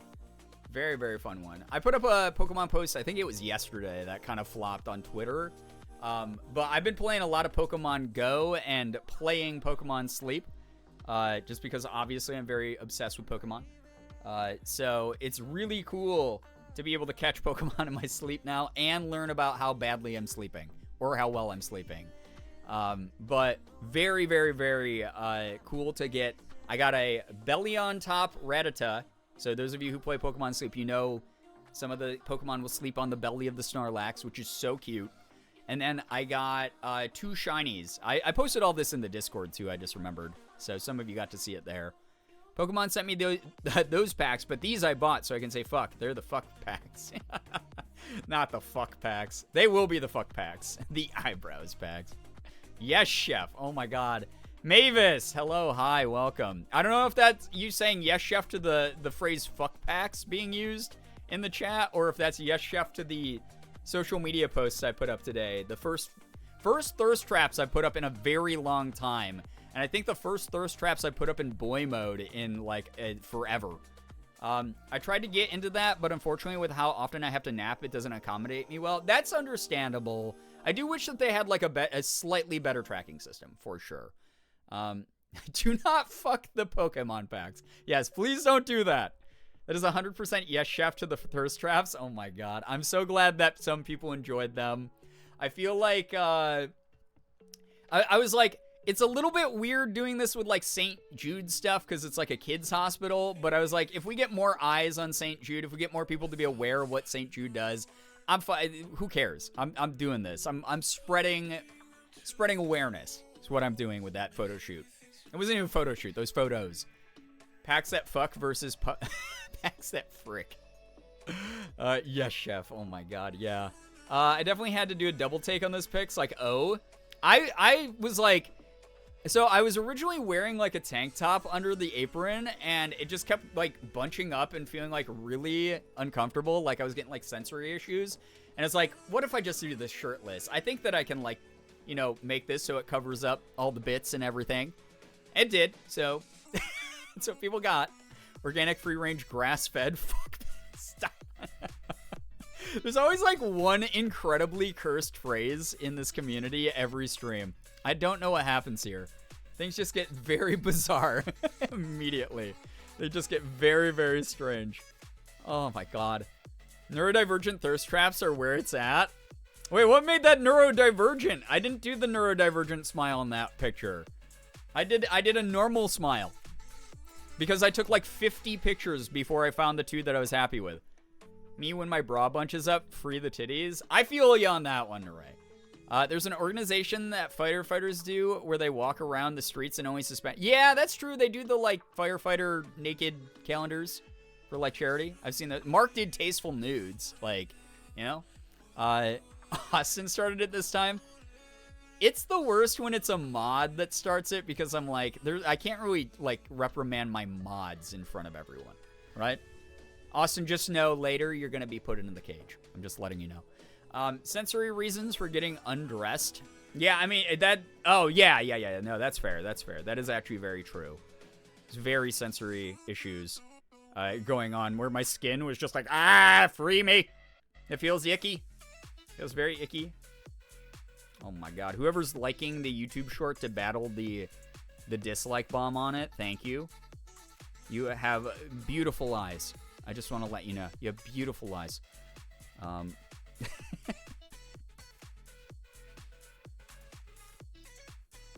Yeah, this is so weird. There's like people going back and like liking reels from like Instagram reels from like forever ago. It's wild. It's just kind of wild out here. Got that calendar still? Someone had Ethan and me sign that calendar at something, I remember. I can't remember which convention. Definitely don't have the Mark Tasteful Nudes calendar. And we were like, wait, why are we signing Mark's naked calendar? What's going on? Why is that? Love fashion so much. It's one of my hobbies, and layering is so cute, but it's an autistic sensory nightmare, right? Like, yeah, truly, though. A brie make. I may have bought my 2024 calendar already, and there are no nakies. Oops. There's no nakies. Oops. Listen, Brie, it's funny you said a Brie make of like what, Mark's Tasteful Nudes calendar, but like me in like girl mode maybe. Morgan and I was talking to Morgan. I was like, how comfortable would you be with me doing like spicy pictures? Obviously not showing anything, like tastefully covered up or whatever, like in girl mode. And she's like, no, go for it. Like thirst trap away, because we're very secure with each other.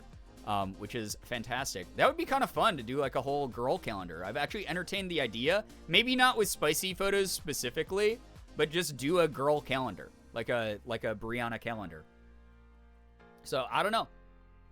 It's a men to avoid an art and IRL calendar. Love that, Nure. Finally ordered and got the taco back. Oh no, I'm not ADHD and didn't order it until 10 to 15 minutes ago.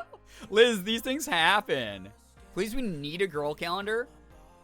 Okay, so obviously some of you know this. I work with SCP. I work with Second City for all my merch. I just put in a merch idea for a single item merch drop, which hopefully they approve of. I should hear by, I believe, tomorrow on whether or not it will be approved and pushed through. But I'm hoping to have it up before Black Friday. And it's just going to be a single item. But it's something that I think will mean a lot to this community because it like has, you know, a very specific reference to our community and should be kind of cool. No, Squeebles, it wasn't that. It wasn't the soup idea. I might do the soup idea sometime later in like the winter or something. We'll figure it out. I got to talk to this is like my 4th account manager because they've had some turnover at SCP. So I'm getting to know my account manager before I hit him with like overwhelming shit like that. And then I'll be like, at some point I'm going to be like, hey, by the way, this is also the energy of my community. So if you guys are cool with this kind of thing, we'll figure it out. But that said, I'm sure if we did, because they do a lot of like custom stuff, right? Being like a creator with them has been kind of cool for that regard. But I think it would be kind of awesome to maybe do like a fully like femme calendar, like all girl mode calendar, where each month it's like me in a different outfit, different setting kind of thing. And,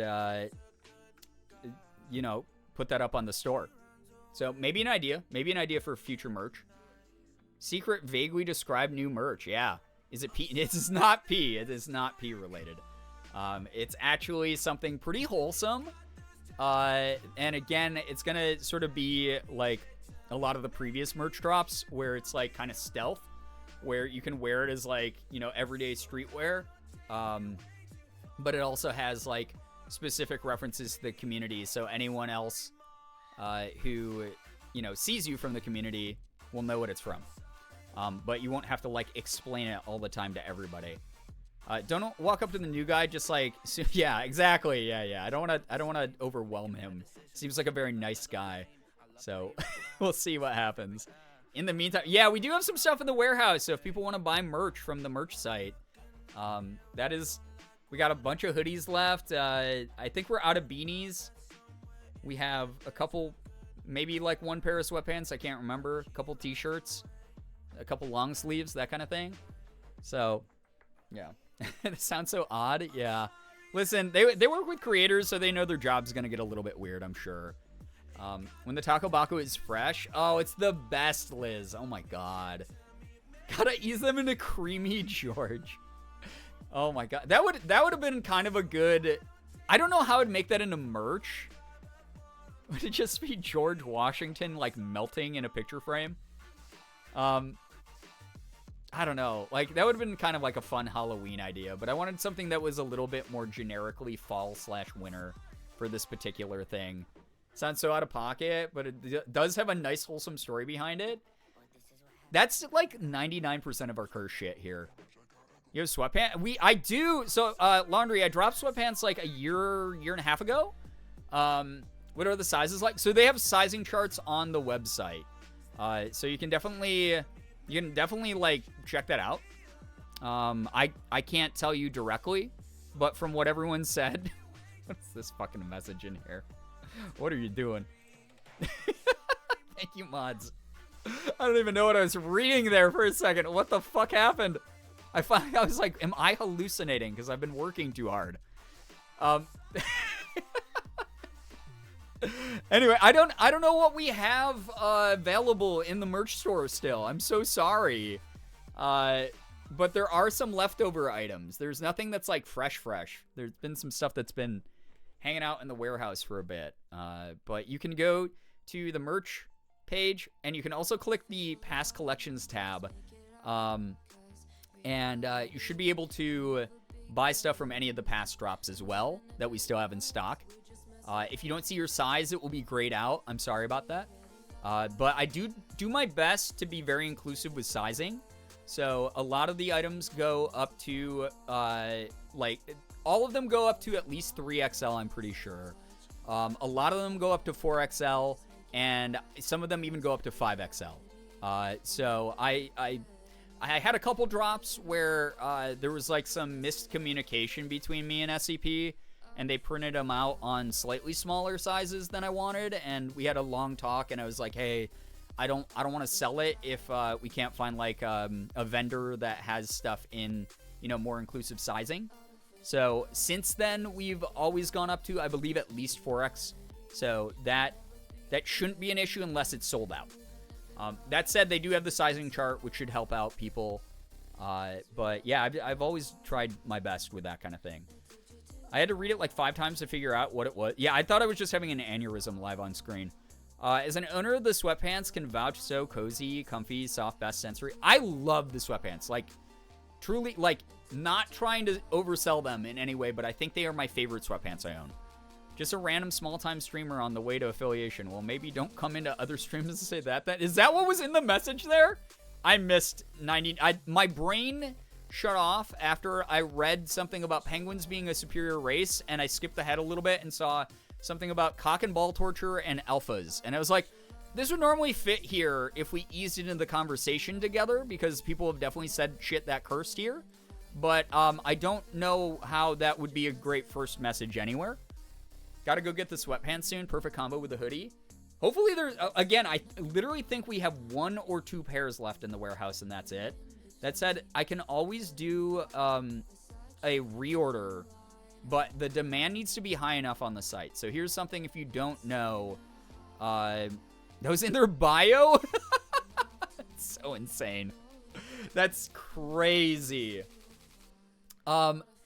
If you are someone who's looking for a restock of merch, I don't really get to decide if we do a restock. Sometimes I have a little bit of sway in that conversation. But if there's a high demand, SCP is more likely to be like, we can commit the resources to printing and shipping this again. So if you go to an item that's sold out, even if it's not fully sold out, it's just sold out in your size, there is a notification link that you can click that says sign me up for I think it just says sign me up or something. But it will allow you to select if you to get an email notification if there's ever a restock. And then we see that on our side on the admin panel. And if there's a high enough demand for an item, SCP will just reprint it and put it back into restock it in the store. Otherwise, pretty much everything ends up being limited edition. So just as a heads up, that's the way that they kind of work and save up enough money and make sure that they're, turning a profit that can cover things like production and shipping. They've given they got an interesting first impression streak. Yeah, it sounds like that, Laundry. Zoned for a bit. So glad I did, apparently. You didn't miss too much, Cupcake, but hopefully you didn't zone out my explanation of how the SCP website works, so that you can get any merch that you're looking for over there. But I try to keep the prices down as much as I can, so that it's reasonable, but again, enough so that SCP can make enough money back from a sale to pay for the shipping and the production of it. So there is like a floor ceiling that I can't go beneath.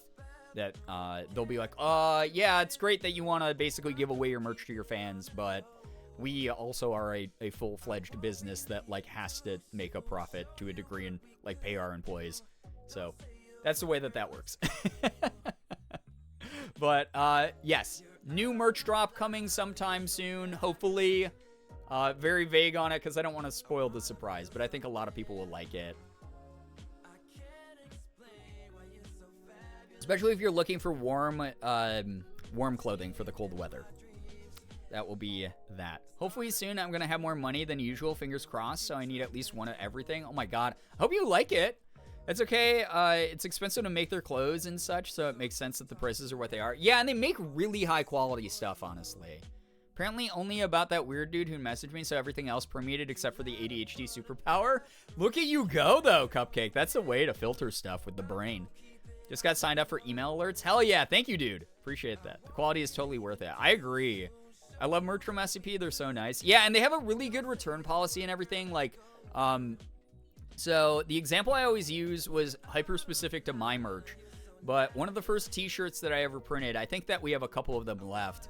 But it was a black t-shirt with the Girbeagly logo splashed across the chest. Punch me in the Oh my god, Naray, what the heck? Thank you so much for a gifted sub to Cupcake. Cupcake, enjoy the emotes, enjoy the sub badge. Naray, oh my god, 99 gifted. What the heck? Thank you for getting us another step closer to Girl Week as well. Thank you so much for the support of the channel. Really, really kind of you. 99, I know, right? Wild. I have that shirt. Yeah, so you'll know there's Korean on the bottom for Education X Entertainment was what it said in Korean, in Hangul. Because there's not an actual word for edutainment in Korean, unless you wanted to be like edutainment or something like insane.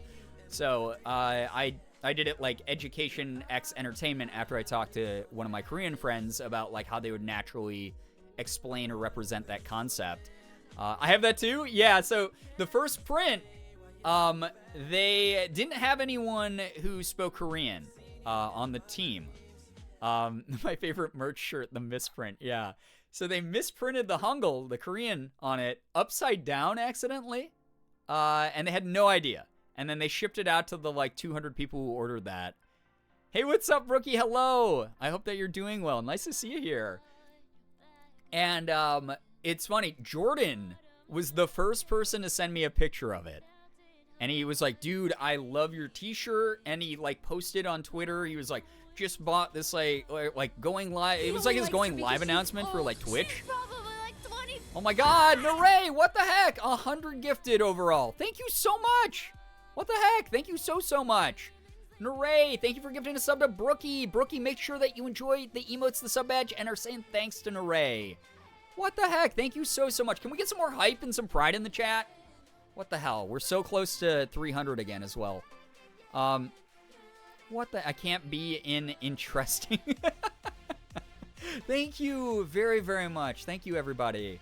What was I? Oh, yeah. So, Jordan was, like, going live, like, in my new Girbeagly t-shirt. Like, I love the shirt. And, like, he took this, like, nice picture in it. And then I was looking at the t-shirt he was wearing in the picture. I was like, that's so cool. You know, like, my buddy's, like, supporting my merch. And then I looked at it closer and I was like, oh, fuck. The Hangul is upside down. The Korean on it is upside down. Oh, shit. I wonder if they're all like that or if it's like a single misprint. And then so I DM'd another friend that I knew had bought it, and they sent me a picture back, and it was upside down. And I was like, oh my fucking God. Oh no, this is a disaster. Korean people are going to think I'm illiterate. The fun thing is like, if you have that one and you look down at the hem where the Korean is printed, you're technically reading it the right way up, because the way that you're seeing it upside down from where you're at, you know, it makes it right side up. So it works for you. It's a shirt that you can read the Korean on it. But anyway, I had to message them, and they were great. So they're it's so panic-inducing. It was. Their team is so responsive and so nice to work with. And I miss my old account. My account managers have been great, but my original account manager, Hannah, was so awesome. She was the best person I've ever worked with, ever on merch for anything. It's right side up from the viewer's POV. Yeah, exactly, from the wearer's POV. It's like when you get a tattoo facing yourself. Exactly, Andrew Mixes. It can just be a nice personal message, right? But I messaged her. I was like, oh my God, this happened. Oh, this is a disaster. And she was like, don't worry, we'll take care of it. And what they did was they emailed everyone who had bought the shirt to let them know that it was wrong and that they would be sending them a replacement with the text the correct way on it for free. Completely free of charge, because it was their mistake. So that's the kind of like service SCP has, which I really think is cool. And some of you have the super special limited edition error printing, which is wild. I'm doing good. Baldur's Gate and Palea have consumed my life, and fall weather is upon us. Though my passenger side window of my car can't roll up and is starting. Oh no, that's the worst. Especially with the PNW rain coming in for sure. I'm glad that you have some good hobbies. Baldur's Gate and Palea, those are fun. That's so generous, right? Yeah. And everyone someone early on during my very first merch drop, because that sold like hotcakes. I don't know what you guys were on. Maybe just because it was in the middle of the pandemic and people had like money to spend extra or whatever. But that first drop, I have not sold that much merch since, by like a long shot. That was like, I was like, holy fuck, people want the merch. It was like hundreds and hundreds and hundreds of items like moving, like within the first like 3 days of the merch being up. And I ended up being able to take that money I made from that drop to put into the next set of designs, which was great. So a lot of the profit that I make from merch just goes directly back into making more merch. But there were some people who didn't get the right size, or they thought that they were like, oh, I thought I was a medium, but I actually need like a small. And they were like DMing me about it. And I was like, you're going to have to DM SCP. I can't really do anything personally about that. I'm so sorry. And they were like, oh my God, the turnaround process was so good. I got to, talk to this like actual human being. It wasn't just like an automated reply. They got it figured out, and they, like are just swapping out the sizes for me. Like I just have to send this back. They send me the right size, and it's like super quick. So that was awesome to hear that it was that smooth and it wasn't like stress inducing for people. I always have to find my other shirt to figure out which one is upside down when it's been a while since I've seen either. I love that. Got to feed back into the econ of merch. Yes, exactly, Cupcake. Yeah, it's always gotta go back into the channel. That's been my philosophy about making money. I cover my rent, I cover my bills, I cover occasionally like a personal trip or something like the Pokemon cards. But even the Pokemon cards are, going back into the channel because they make content. I do my best to allocate a majority of the money I make from doing full-time content creation back into the channel and back into content. That's just how I've always been about this stuff. Because if it's not self-sufficient, what's the point? Having a good merch company to work with is so important. I'm so glad you found a good one. I was actually so surprised they wanted to work with me. And to be fair, back when they first signed me on, like, my shit was popping off a lot more, which is fine. I mean, it's just one of those things where, like, I was so surprised because I didn't think I was up at the level of the other people that they had worked with, because they work with, like, some, like famous bands, and they work with, like, Mark, and they work with Ethan, and they work with really, really big creators. And I was like, I didn't consider myself a big creator. I still don't, in any kind of way, shape, or form. And it was super surprising when they signed me. I was like really, really happy to be able to work with them.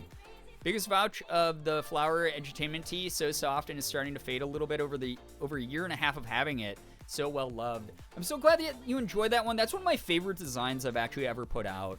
Good mindset as long as you're taken care of as well. Here's the thing, Cupcake. When I started making content like 10 and a half years ago, why not? Hello, hi, welcome. I sleep now because I have work in the morning. Night, everyone. Wait, Storm, didn't you write that? Wait, is there like a bug going on where like people's messages are repeated? Because one of like Bree's good news got repeated, and I was like, wait, Bree, you said that like 10 minutes ago already. That's so weird. Storm, I thought you left 1,000 years ago, unless you're saying that again because you decided to lurk. Either way, have a good rest. Thanks for vibing. Appreciate you. I've been buying from them for a long time, and when you got signed from with them, it made me so freaking happy. Thank you, Laundry. That's so nice.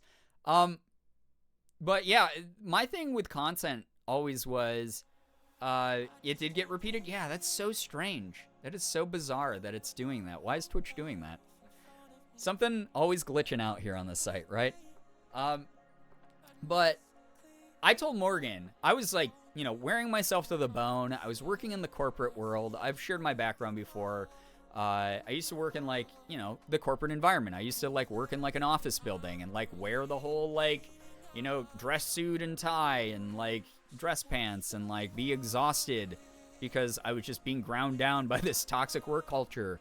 And I used to tell Morgan, because I was doing YouTube as a hobby at the time, I was like, if YouTube ever takes off, if content ever takes off, I don't care if I make even less money than I'm making now, as long as our bills and rent is taken care of, I will be happy.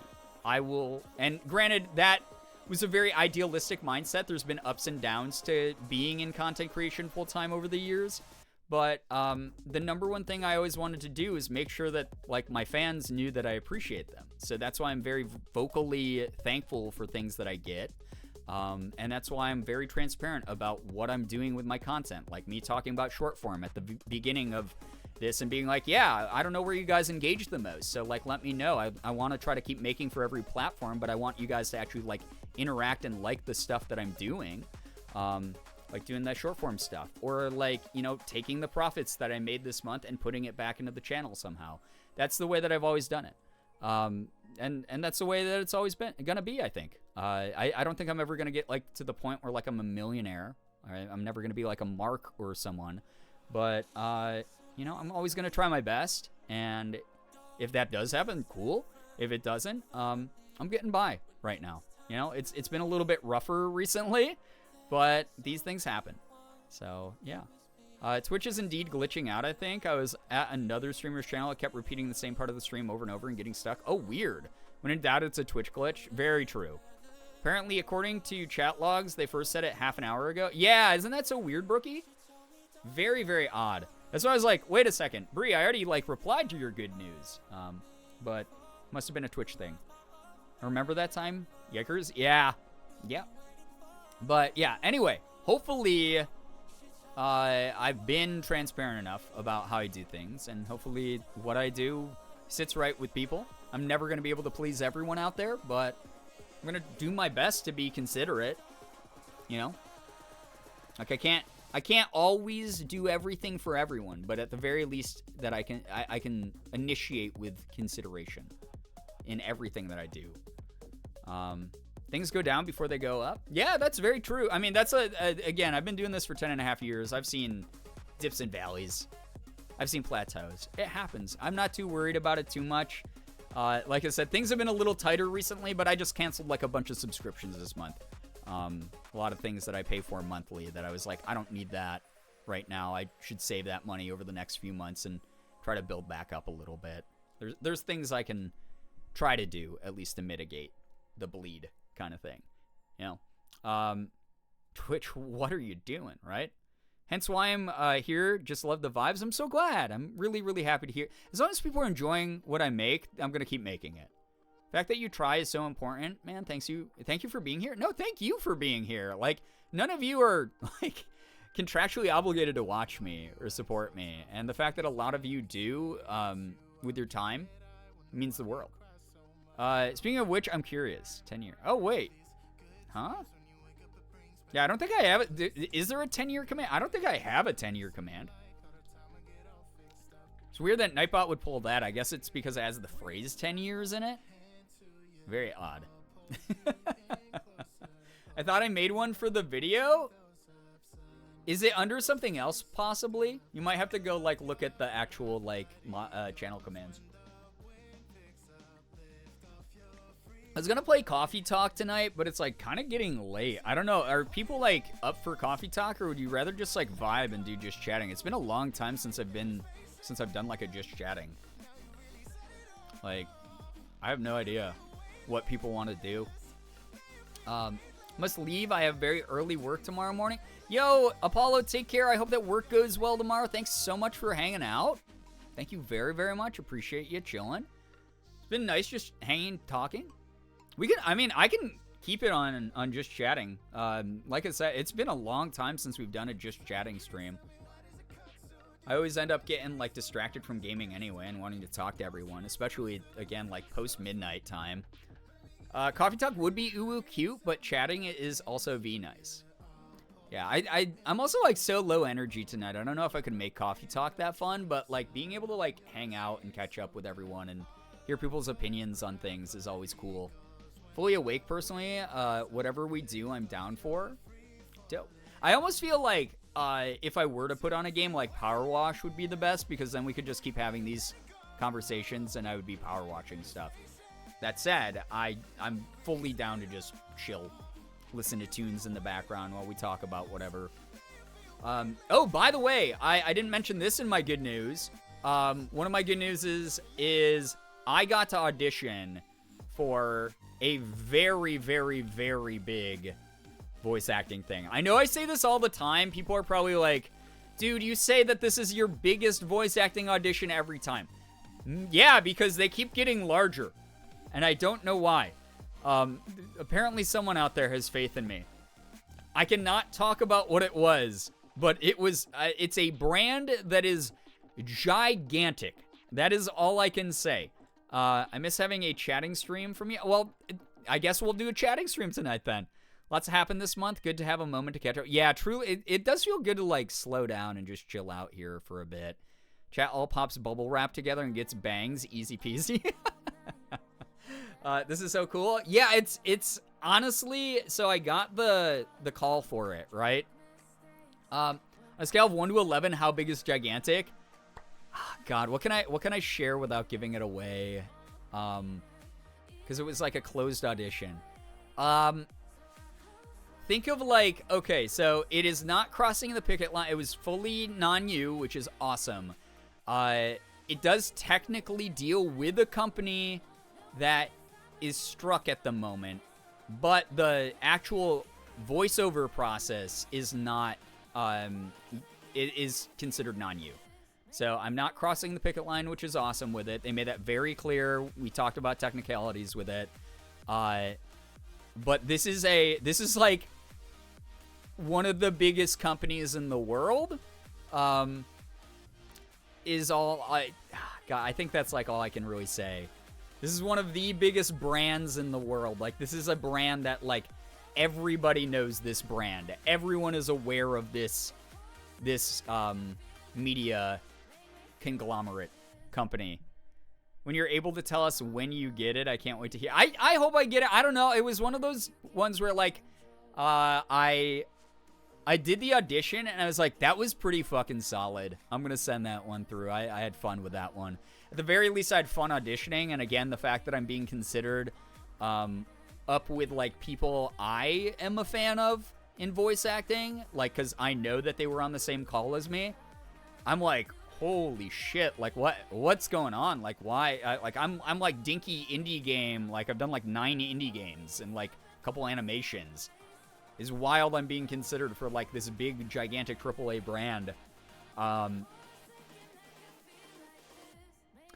Okay, I will give a hint, but then, because people will guess this, by the way, NDA core, yeah.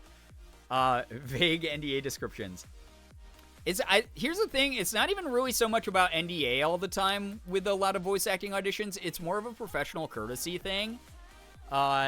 Dinky indie games guy here. Well, like, in the grand scheme of voice acting, like, almost everyone starts off, like, on the indie scene. And I've just kind of, like, vibed on the indie scene for the past few years, which is fine. It's because I haven't been able to get in as many auditions as I'd like to and land something as big as I want to. But the fact I'm getting the opportunity to audition for big things is wild. You have skills? Thank you. Why not? That's really kind of you. Can't wait to even just hear about the audition process when you can. So this particular casting call was for a character that the universe decided it's time to yeet you into big VA auditions.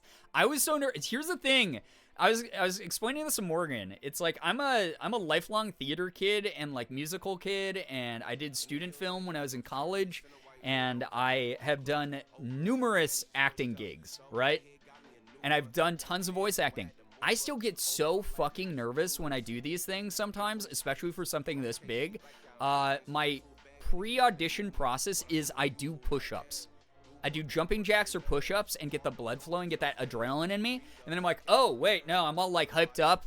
And I don't have the adrenaline that makes me nervous anymore. I have like the adrenaline that gets me pumped. Now I can like nail this. So that's like been my big thing lately. So I had to do that before this. That's how big this was. The only hint I'm going to drop is it deals with a very specific superhero company. That's all I'll say. And I will not acknowledge or deny if people guess what it is. Hey guys, I am this user's partner. I heard he told y'all about the craft single I put on his chili. Just want to say I'm sorry for that crime against chili. Have a great stream. Juniper. Juniper, tell your partner all is forgiven. All is forgiven. Oh my god, you're Batman. No, but I wish. God damn it. If they ever made a Korean Batman, holy crap, that would be mind-blowing. That would be so cool. It would be so cool. Yeah, but anyway, that is the only hint you're going to get is superhero company. That's it. But one that, again, everyone in the whole world knows.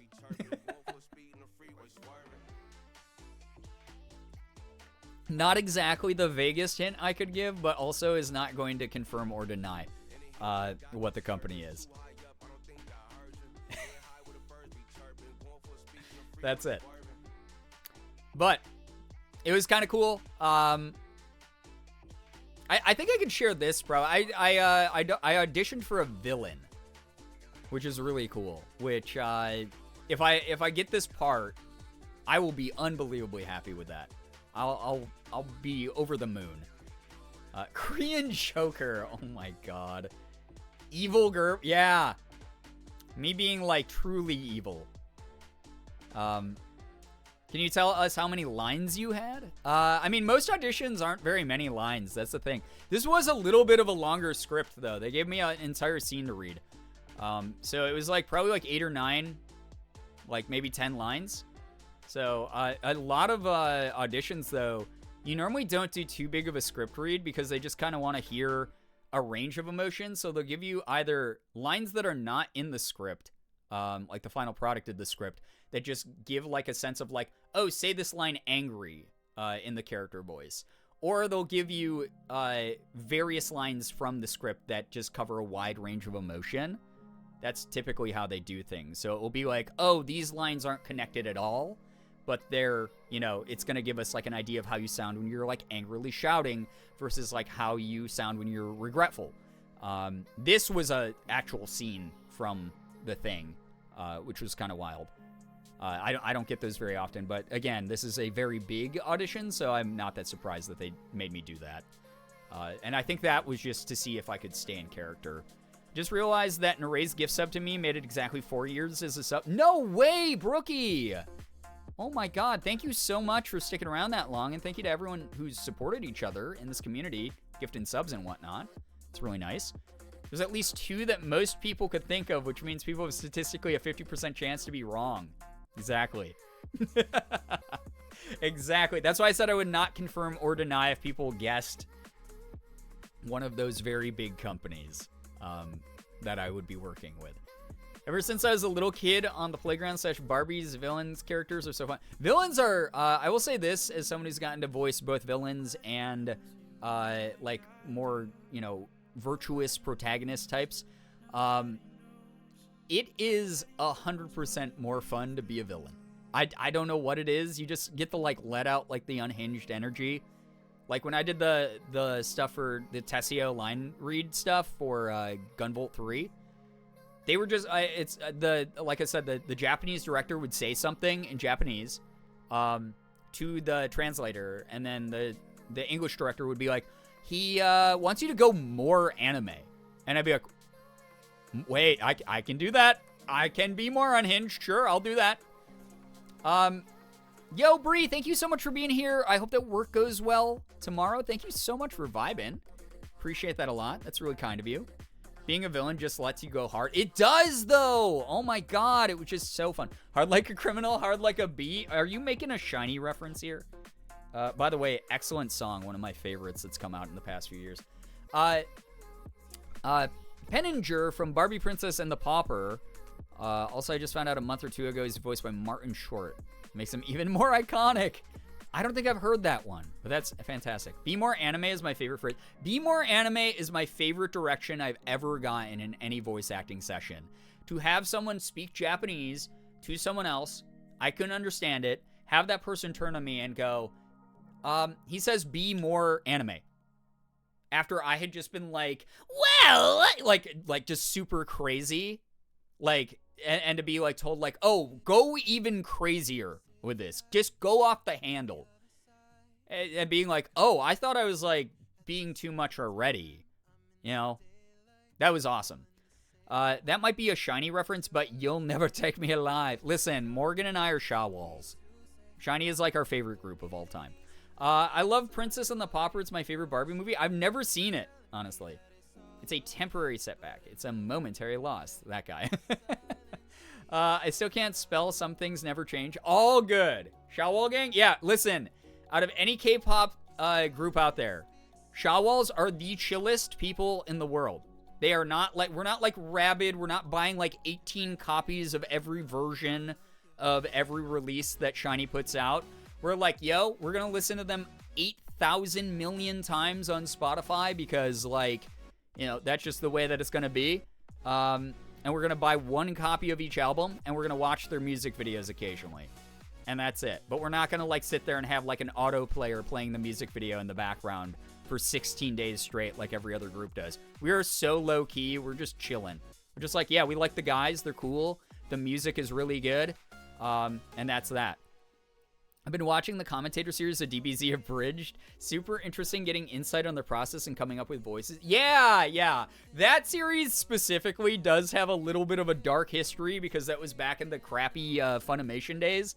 But absolutely a lot of the industry standard stuff that has stuck around still. I'm a Shawwall, and you'd never know it because I don't even talk about it. Worst promoter ever. We really are. We're the worst promoters for the group that we like.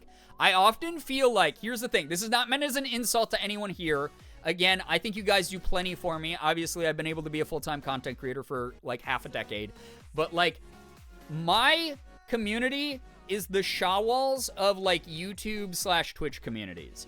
You guys are here. You show up when it matters. You support what I do.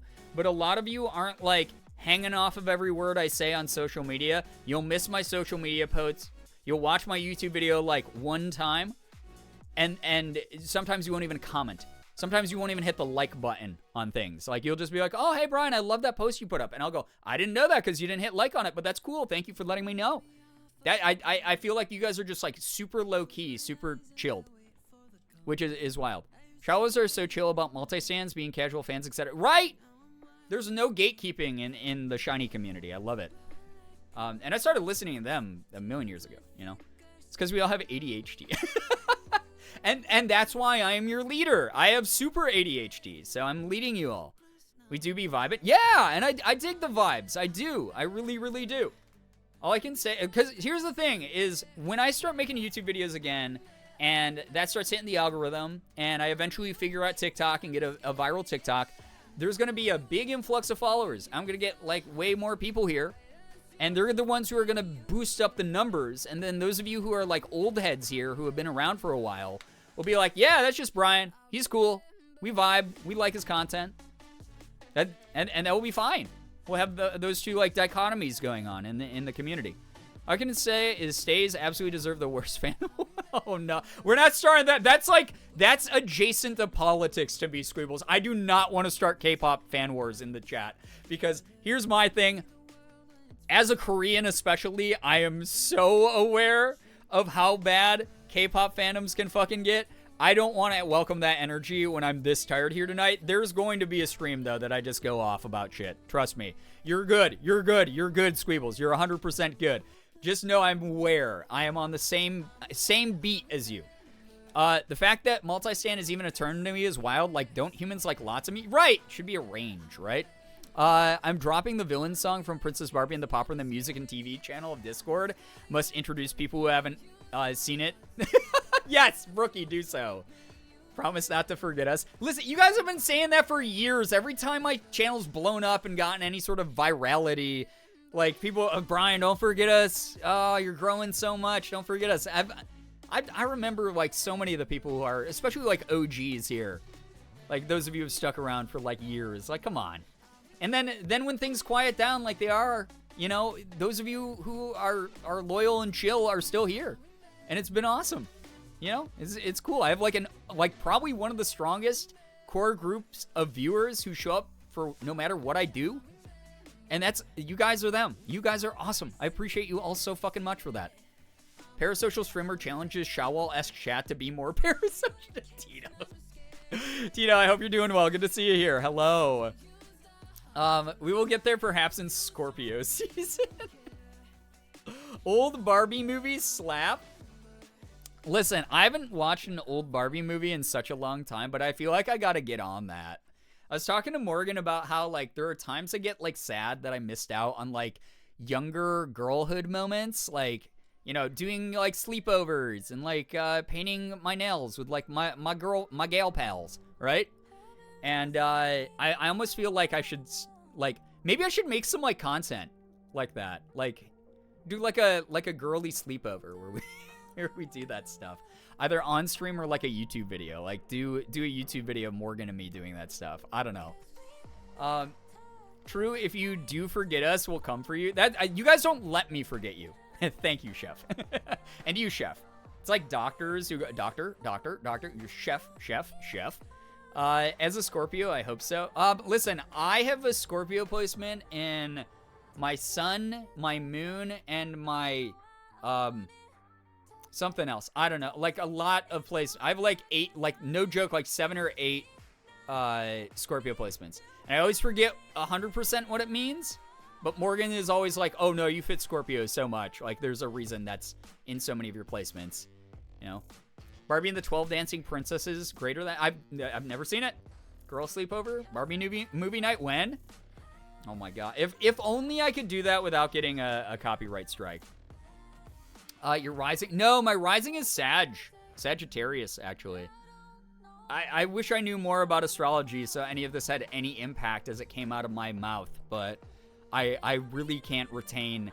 Guys, I forget what day of the week it is all the time. There's no way I'm going to remember the signs and everything. Barbie movie community night where everyone can dress up. That would be kind of cute. We would play more cursed Barbie flash games on stream.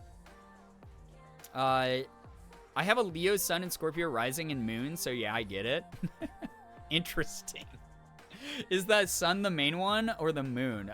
So the way Morgan's explained it to me is the sun is the one that like is your primary sign that like defines your overall like who you are, but then the moon is like who you are like secretively, like your true self more.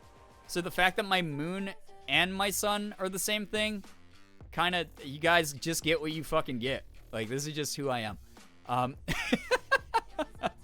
So there you go. That's why you're spicy, the Sag rising. Yeah. That's why I got a temperer and I snap. And I'm impatient and shit. Like I snap at like mean people in my comment sections and in my chat and stuff. I have all the Barbie DVDs that matter. I don't think I own any. Between Morgan and me, we have to own at least one, I'm sure. I mean, not from me, so I don't know why I said it that way. She probably owns at least one. They're all the main ones. They're all just interact. Oh, that's right. Your emotions and internal world is the moon sign. Okay, yeah. So when I make jokes that are self-deprecating, or I make jokes about my depression to you, chat, as my external sun self, that's also what's going on in my head. So when I'm like, oh, I'm a Scorpio, and that just means that I constantly think about dying, that's also going on in my head, internally. So there you go. I don't, shockingly, no Barbie. Wait, okay. So Morgan owns no Barbie movies. There you go. I had those on VHS. Sandy, how does it feel to be ancient? Oh my god. No one even knows what that is in the chat, okay? I'm the ocean. No land in sight. Also represents your relationship with the maternal figure in your life, good and bad. The moon sign does? Okay. If you guys want to learn more about this stuff, please follow my partner, Treasure X Trove, in the chat. If you don't follow Morgan already, you can learn all about this shit. And it's very, very edutaining. Why did I say that word that way? Is that why I think about death a lot? I have 4 Scorpio placements? Yes. We're not afraid of death. We embrace it, and we understand it's a natural part of life. And it defines a lot of our depression. So there you go. I thought Barbie movies were only on VHS. I don't know why, though. No, they're from a major company that loves making money. Of course they're on DVD. You know? That explains a lot. Yeah, welcome to the club, Lady Saga. My entire hallway is bottom to top VHS tapes that I can no longer watch because they don't even make VCRs anymore. Here's my prediction. The way that a lot of Zoomers are getting really into vinyl, which is cool to see because, like, vinyl was big when I was growing up, especially, like, when the indie scene was, like, very big. Like, indie sleaze was, like, hip to, like, collect shit on vinyl. And then it went away again. And obviously, like, vinyl from way back in the day and stuff like that was like the defining thing of older generations. And now it's big again. People are collecting vinyl again. I collect vinyl again. And it's an older technology. I almost feel like VHS might come back for some people just as like a novelty thing, but maybe not in the same way, right? Because here's the thing about VHS. It's annoying. You have to rewind them. You have to get the tracking on a VCR right, or they look like shit and sound like shit. And go like as you're playing them, there's like screen tearing and shit. And then if the tape breaks in the VHS, the actual physical tape, you can't watch them. You know? So I don't know if they'll ever come back all the way, but I predict some people will start collecting them again and trying to find like really good intact ones, and maybe we'll get reprints the way that they're doing with vinyl. If you're able to try the thrift stores, there's VCRs are at thrift stores all the time. Austin, take care, dude. Thank you so much for being here. Appreciate you a ton. Thank you so much for vibing. VHS will have a renaissance too. Yeah, I think it will, but not to the same level vinyl does. Because here's the thing about vinyl, right? Vinyl is super high quality. Still have mine. Yeah, Morgan and I still have a VCR downstairs. We tried to watch a VHS in it a couple years ago, and we were like, wow, I'm actually so glad this isn't the technology anymore. The quality when they can like master and post-process stuff with like a DVD or like a Blu-ray, so much better. But yeah, there is that level of nostalgia that I think would bring some people back. But vinyls, you know, you got pretty consistent quality. It's like more of like the record player needle that you have to be careful of. But they like maintain really good audio quality in like a vinyl. VHSs sort of just depreciate over time, and the quality doesn't even start off that good. It's already analog. It's already not like super great quality. So yeah. Oh no, not nearly the same level as vinyl. Exactly, Liz. Yeah, but I think there's gonna be VHS collectors out there at some point. I mean, there already are, but like I think it will be like a boom of it, like a bubble of it, the way that vinyl has been. We have a VCR, and oh boy, it sounds like something. Yeah, especially rewinding, you're like, is this thing gonna just eat the tape? Is this gonna just blow up and burst into flames? Like, that's the way that I see it. I still have a VHS player in storage, but it's probably deep in the back after having to clean out my grandma's house once they sold it. Yeah, I think most people are going to inherit their VCRs from, like, their grandparents and stuff. Heart and Souls because it was lost media for 8 years. Yeah. And that's the other thing, too, right? Is there's so much lost media that you can only get on, like, a VHS. And so some people are going to get them for that. But then the streaming services end up buying them up eventually and putting them up a lot of the time digitally. Silly VHS story, almost threw out the family copy of Jurassic Park because the picture of the dino scared me as a tiny child. That's fair, though. I recently rewatched that movie, and it really holds up and is scary. Like, that's a tense movie. The first one is, like, the tensest in the series. What's funny to me is that analog horror is really popular nowadays because it's seen as lost to time. Right, yeah. And again, that nostalgia factor.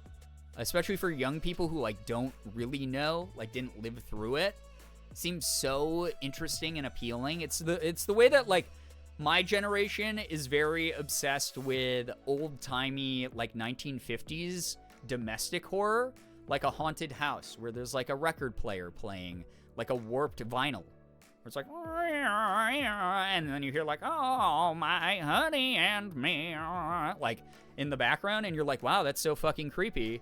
That was, like, a time period I never experienced, so, wow, that made it, like, even creepier, because, like, back then they were all about presenting as nothing's wrong in the world, and it's all smiles and happy. You know, it was that kind of society, so, I think that, like, a lot of, like, yeah, like, stuff from the 80s and the 90s that I, like, grew up with, is very appealing to the younger generation, just because they don't know, like, the full truth of it. But it does add a really cool aesthetic to a lot of those, like, horror games and, like, horror movies. Pretty sure my mom has the non-digitally edited VHSs of the OG Star Wars trilogy. I have those somewhere. Well, my parents have those somewhere, but I grew up watching those, yeah. They might be busted, though, because I would watch those, rewind them, and immediately rewatch them. That was the neurospicy in me.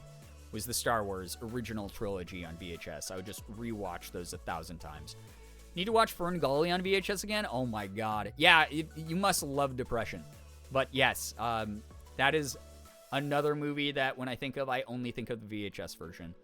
Love vintage things from the 1890s to the 50s. Yeah, no, same, Cupcake. It's cool to... So, Morgan, my partner, Treasure X Trove right there, it used to run a vintage store. She still runs one, technically, like an online storefront now. But she collects vintage stuff and, like, appraises it and stuff. But she knows a ton about that kind of thing. And we have a lot of really cool items from those eras. Not going to lie, the everything is so good and happy and nothing is wrong of those older decades it feels uncanny valley to me. Yes! Because a lot of people were just faking it. No one was willing to have an emotionally intelligent and mature conversation about things and go, things aren't right the way that they are. Your purpose in society is to, like, keep society moving onward, keep industry running, make sure that America becomes the most profitable country in the world, and then we'll all have that happy American dream that we talk about. And so it was very uncanny valley, very, like, you know, Stepford Wives type of thing. I did that with The Lion King to the point I would recite the dialogues besides the characters on screen. Oh my god, those are the best movies when you quote them, you know? My copy of Dark Crystal got so burnt, me replaying it, that we had to buy another one. That's so cute, though, that you love that movie so much. All the knowledge is crammed in my brain somewhere. Yeah, Morgan knows a lot. Like, we'll be out vintage shopping, or thrift shopping sometimes. We'll come across a vintage item, and she'll go, wow, this is from, like, 1960s, guaranteed. And then, like, we'll look it up online, and we'll be like, oh my god, it is. It's Halloween time. I want to watch Scooby-Doo and the Witch's Ghost on VHS. They had the Extra Courage the Cowardly Dog episode after. Those Cartoon Network collections from back in the day on VHS and DVD were the best. My favorite VHS movies were Dinosaur and the Land Before Time as a kid. Cute. I think we had all the Land Before Time movies. Now those are movies to watch. Yes, absolutely. Any of the Don Bluth stuff, though. Fern Gully. And Don Bluth comes up in this community at least, like, once every 6 months. Where he was just like, oh yeah, he just made, like, things that looked like Disney cartoons to attract young viewers, but then were the saddest motherfucking things that have ever been created. That guy was pure evil. It was like a Venus flytrap. We were sucked in by this, like, sweet, fragrant aroma of, we've been so Disney pilled growing up that, like, it's like, oh, it looks like a cartoon, so it's got to be for us. I'm 8. I don't know any better. All of a sudden, I watch a dinosaur's mom fucking die in front of me and him cry as he, like, nuzzles against the body or whatever while a giant T-Rex is trying to fucking eat him. Like, I'm scarred for life, you know? It's like, good God. Or, like, learning about Fern Gully, it's, like, all about, like, deforestation. Like, it's, like, depressing as fuck. We're Back. A Dinosaur Story was one of my favorite movies. I don't think I've ever seen that one. I do make TikToks of my vintage sometimes. Yeah, honestly, it's so funny because talking about old shit goes viral so often, and I have to, like, remind myself, I'm like, oh my God, stuff I don't even consider that old from, like, 2003 is 20 years old now. So if I'm like, hey guys, this is, like, whatever from 2003 that I have in, like, pristine condition in my house because I actually bought this when it was new.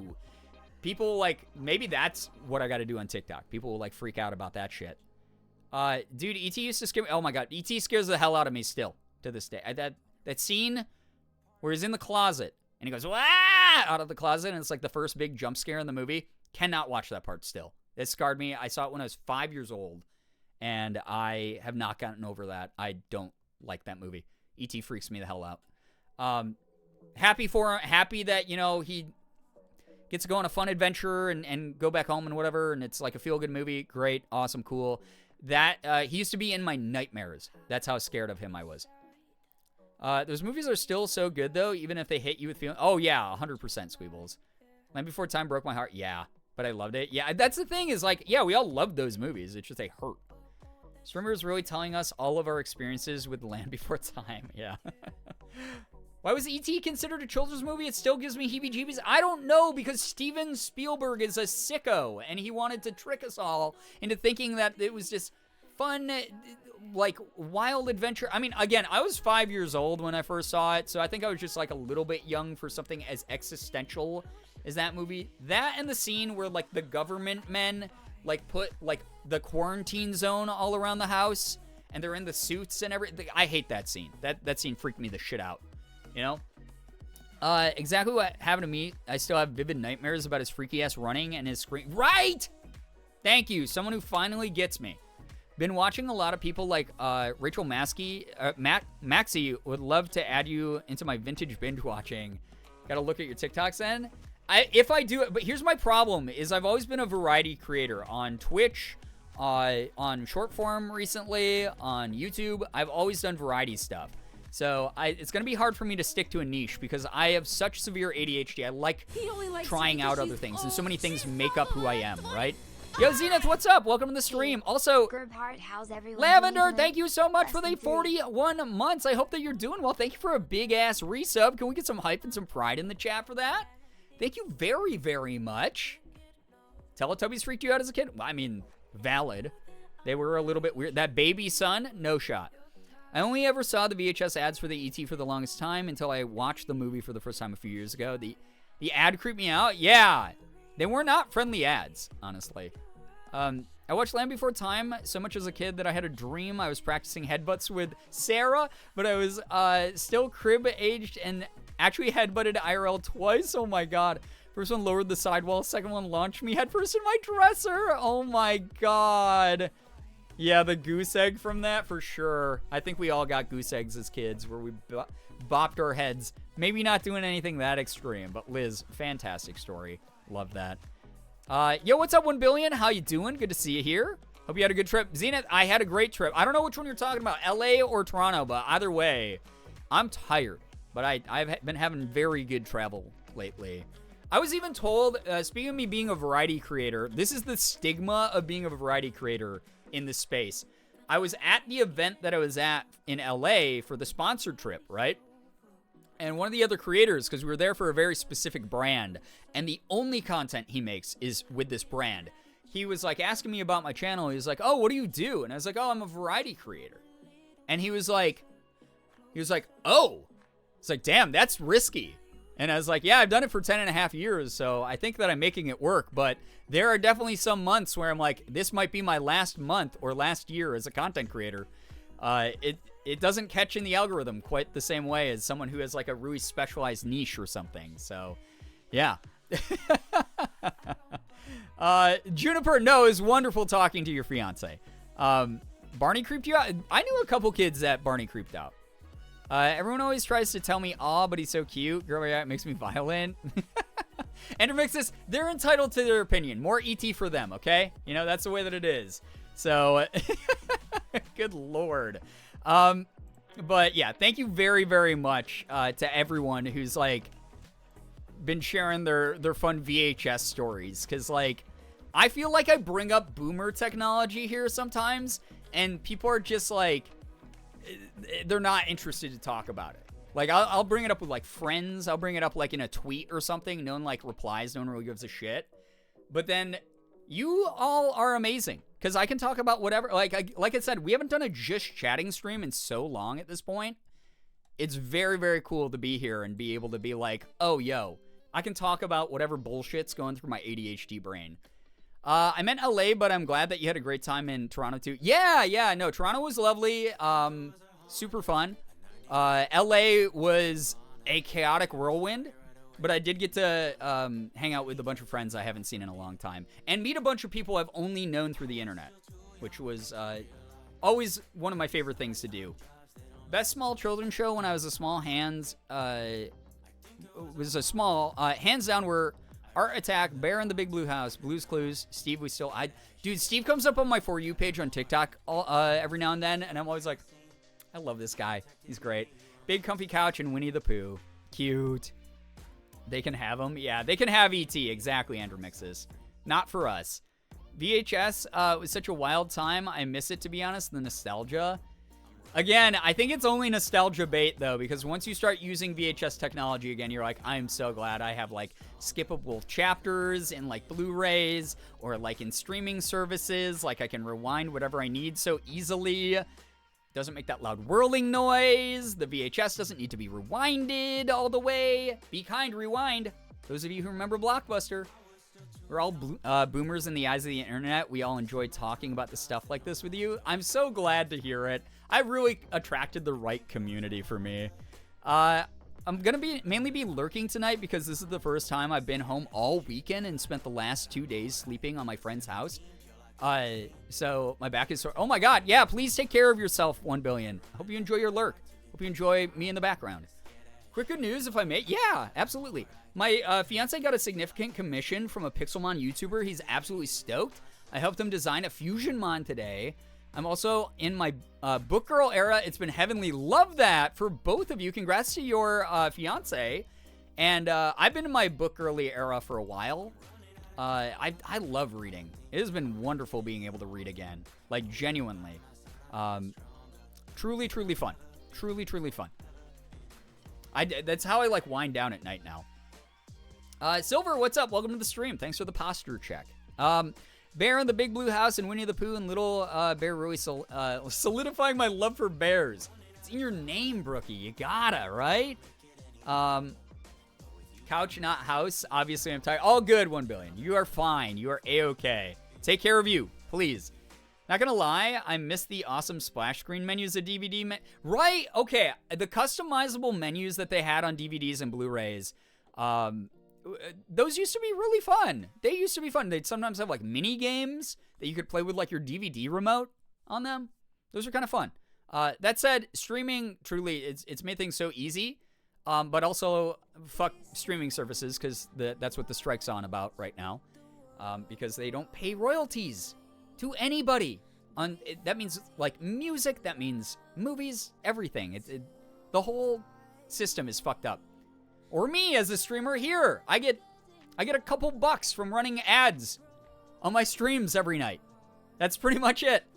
So it's wild. That's why I rely on sponsorships and the kindness of strangers who gift subs and bits and shit. It's streaming. The streaming, no matter what form it takes right now, needs to be reformed. I would love to see some kind of regulation in it. Reading's been so relaxing and amazing, it's hard for me to read before bed depending on the book. Or may I end up thinking about stuff too much? For me, I get too excited. I've never been kept up by a book because I was, like, scared or like overwhelmed by anything I read, because like that's not the way my personal brain works. But if I get excited about what's going on, sometimes I will not stop reading because I'm like, oh my God, that cliffhanger was so good. I want to read the next chapter. Oh my God. There's this horror writer named Darcy Coates who has been pumping out books. I don't know how she's put out so many books. She's put out like 1 million books in like the past couple years. But I've been reading the shit out of her stuff. I like the way she writes horror. And she has such good cliffhangers that I'm like, I got just one. And she writes short chapters. So it's like the chapters are like maybe 5 to 10 minute reads at my reading speed. So I'm like, what's another 5? And it's bad with the Kindle, right? Because the Kindle tells you, based on your current reading speed, this next chapter is only going to take you 5 minutes. And I'm like, oh, fuck. I got 5 minutes. I could do another 5-minute guy. I'll do a 5-minute guy. And then it's another 5-minute guy. Oh, and this one's only 6. I can do a 6-minute guy. And then before I know it, I've been reading for another 2 hours. And that's my issue with reading. Or I will be reading something and I'll be so tired, and reading puts me at such ease because I am crazy and I have like 7 books going right now.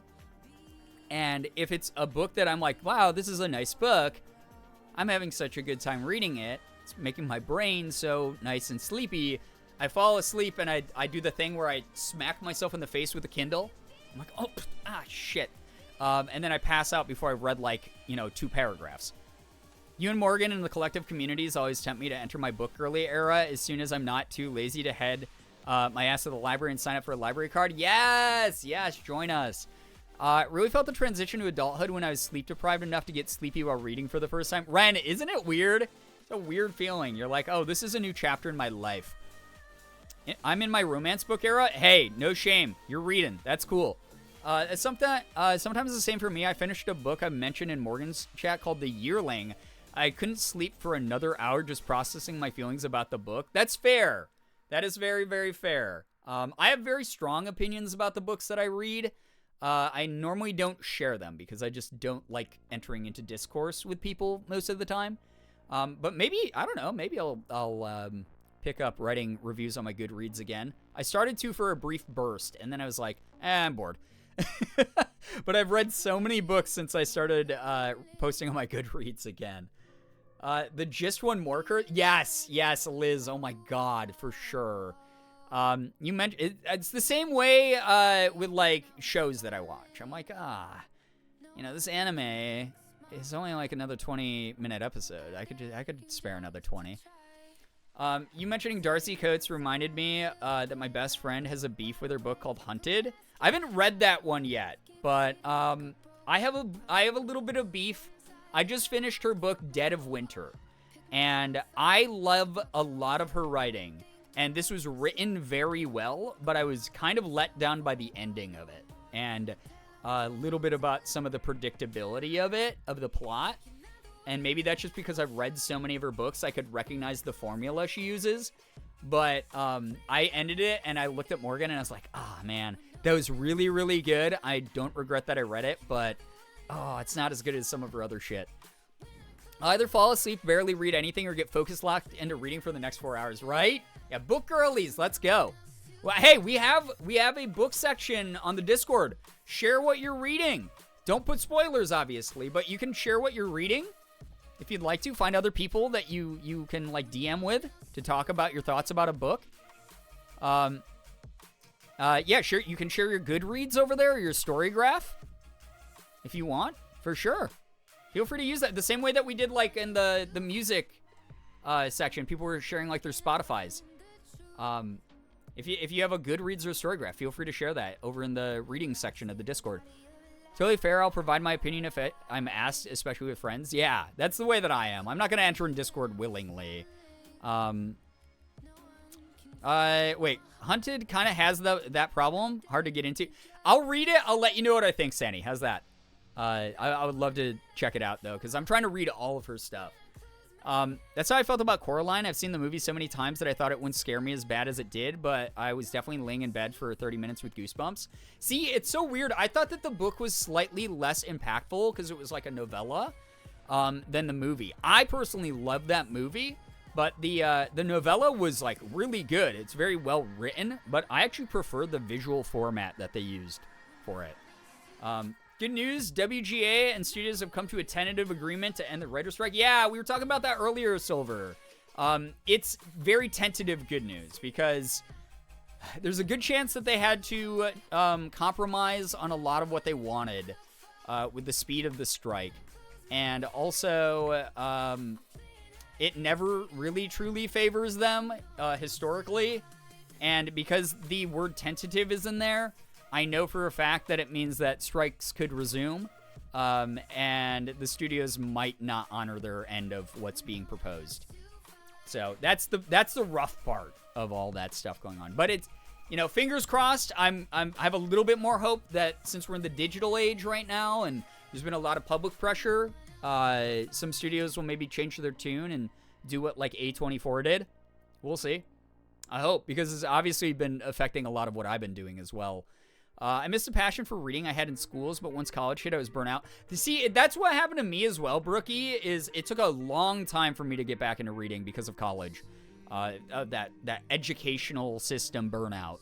But I'm back in it where I'm like, I'm really enjoying it. And if I don't feel like reading a traditional book, I read manga. I've been reading a crap ton of manga and comic books, which also unfortunately have the same issue where I'm like, oh man, each manga chapter is like 5 minutes. I could do another one. And then I'm up forever. Mika did a book club on Goodreads for a while. Yeah, and then one of the books was a spoopy book, but a little too heavy and it sort of dissolved. So I can definitely understand keeping your thoughts on books to yourself. Even for librarians, running a book club is difficult. Yeah, you have to take into account a lot of people's like differing factors. It's the same as like running a content community, right? It's like I said earlier, I will always do my best to be as inclusive as possible and as considerate as possible. But even me, I'm going to have some slip-ups every now and then. Even me, I'm not going to realistically be able to accommodate for every single factor or condition that goes on in the world, right? But I'm always going to lead with consideration and kindness whenever I can. Always leading, making my intention very clear from the start that what is at the forefront of my mind is doing the best that I can for people. That's the way that I'm always going to be. But yeah, things like that, they can dissolve really quickly because it's very hard to be aware of every individual's, own tastes and sensitivities and things like that. For sure. Incredibly tempted to reread the Aragon series. I've never read it, actually. I think I own the first book, but I've never read it. Kind of want to check it out. I've heard a lot. Burnout's a beast. It is. Again, that's like a little bit of what I'm going through right now. Even here, I'm just like exhausted doing all the work that I've been doing. Been binging the fairy tale. There's the dyslexia for the night. Fairy tale manga because it's on Kindle Unlimited. Yeah. So I've been getting that off of the app Libby. Those of you who don't know about the app Libby, you can sign up for digital library cards. Even for some cities that you don't even belong to, which is amazing. That's what I do. And if they have ebooks available, they have a ton of ebooks, they have a ton of audiobooks, and they have a ton of manga to get off of Libby for free. So I've been doing a ton of reading because of Libby for free. And Fairy Tale's up there for one of the manga that I want to go back and read. I never read the manga. Morgan and I used to be big fans of the anime, though. Hopefully because it's September and the studios have returned to the table, some studio execs said they were going to wait until Christmas to make the writers more desperate. It's all, unfortunately, PsyOps tactics by them. They're dickheads no matter if they went through with that or not, which sucks. I'm hoping we'll see. Again, I have a lot of friends in the industry who are not behind the scenes quite as hopeful as a lot of the news that's been hitting the public. This is a very common... I'm just going to fill people in on how Hollywood works with a lot of this stuff really quickly. But there are a lot of tactics that have been traditionally used in strikes in the past, whether SAG has done it or the Writers Guild has done it, just to get people aware on the same page. This is just a favor to a lot of my SAG-AFTRA actor friends to spread awareness about this kind of thing. The first thing that they did where they were like, we're going to try to ice them out. We're going to wait until Christmas time. We are going to make sure that they can't pay their rent and, make sure that this strike drags on so that they have no work and they're going to be homeless and fuck them, basically. That partially is just them being super out of touch, evil CEOs, for sure. But if any of you have ever known someone who's an up-and-coming actor or like voice actor or anything, thank you so much, I Brian. hope everyone is doing fantastic. Listen, life's during been this busy last for me too. Life's been so busy for me too, but thank you so much for the 52 freaking months. Can we get a little bit of hype and pride in the chat, please? Thank you. Thank you so, so much. That tactic, though, used by the studio CEOs when they were making a lot of headlines saying that, was mainly PSYOP stuff.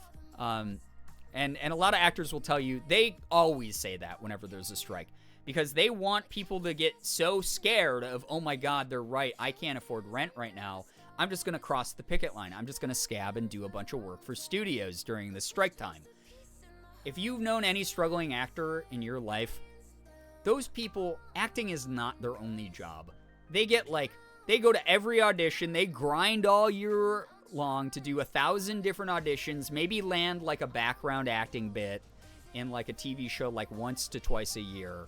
And then in the meantime, they're working as like a bartender, they're working as like, the copy editor at a paper that's local. They are doing Uber and DoorDash stuff, like Uber Eats and DoorDash deliveries. They're running the gamut of side jobs. They got like 3 to 4 side hustles. They know how to grind. They know how to survive when things slow down and get shitty. So a lot of my actor friends are like, that doesn't fucking scare us. We're used to making like below minimum wage. We're used to like grinding our asses off. The other tactic that they want people to be aware of is at some point during every strike, the studios go, yeah, they're working however many jobs they need so their bills get paid between acting checks. Exactly. So their bills and their rent is taken care of. And sometimes even then, a lot of them, I've known so many actors over the years who have, had to rely on, like assisted type of like financial programs where they get like food stamps and stuff. It happens.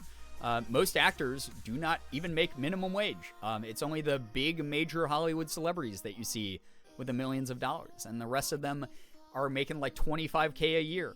And they're doing it just because they love it and they have a dream. And that is maybe foolish to some people, but it's also what they want to do. It's their lives. It's their time. The other thing that happens is the studio execs at some point, they get out of their big, cushy $10,000 leather chair. They go, oh, okay, fine. We'll come to the table.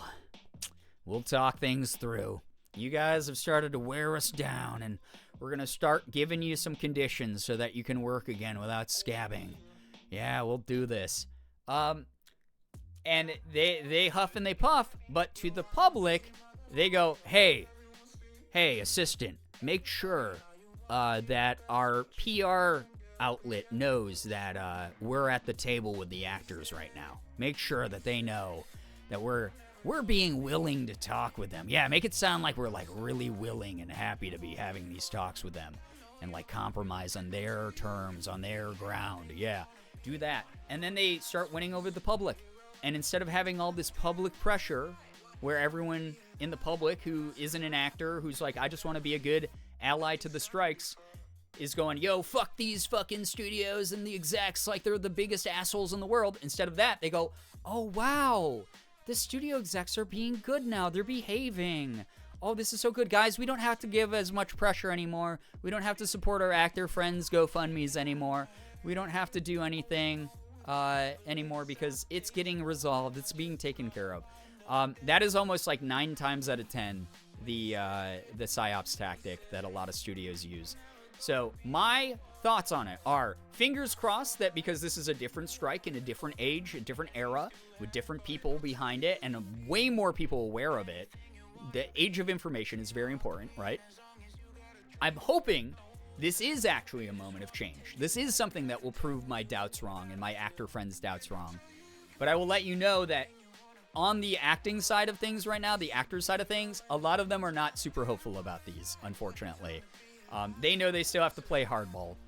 So just something to keep aware. Keep the pressure up. Keep supporting your actor friends. If they're streaming on Twitch because they can't get work right now, keep donating to their PayPals. Keep donating subs, that kind of thing. So just as a heads up.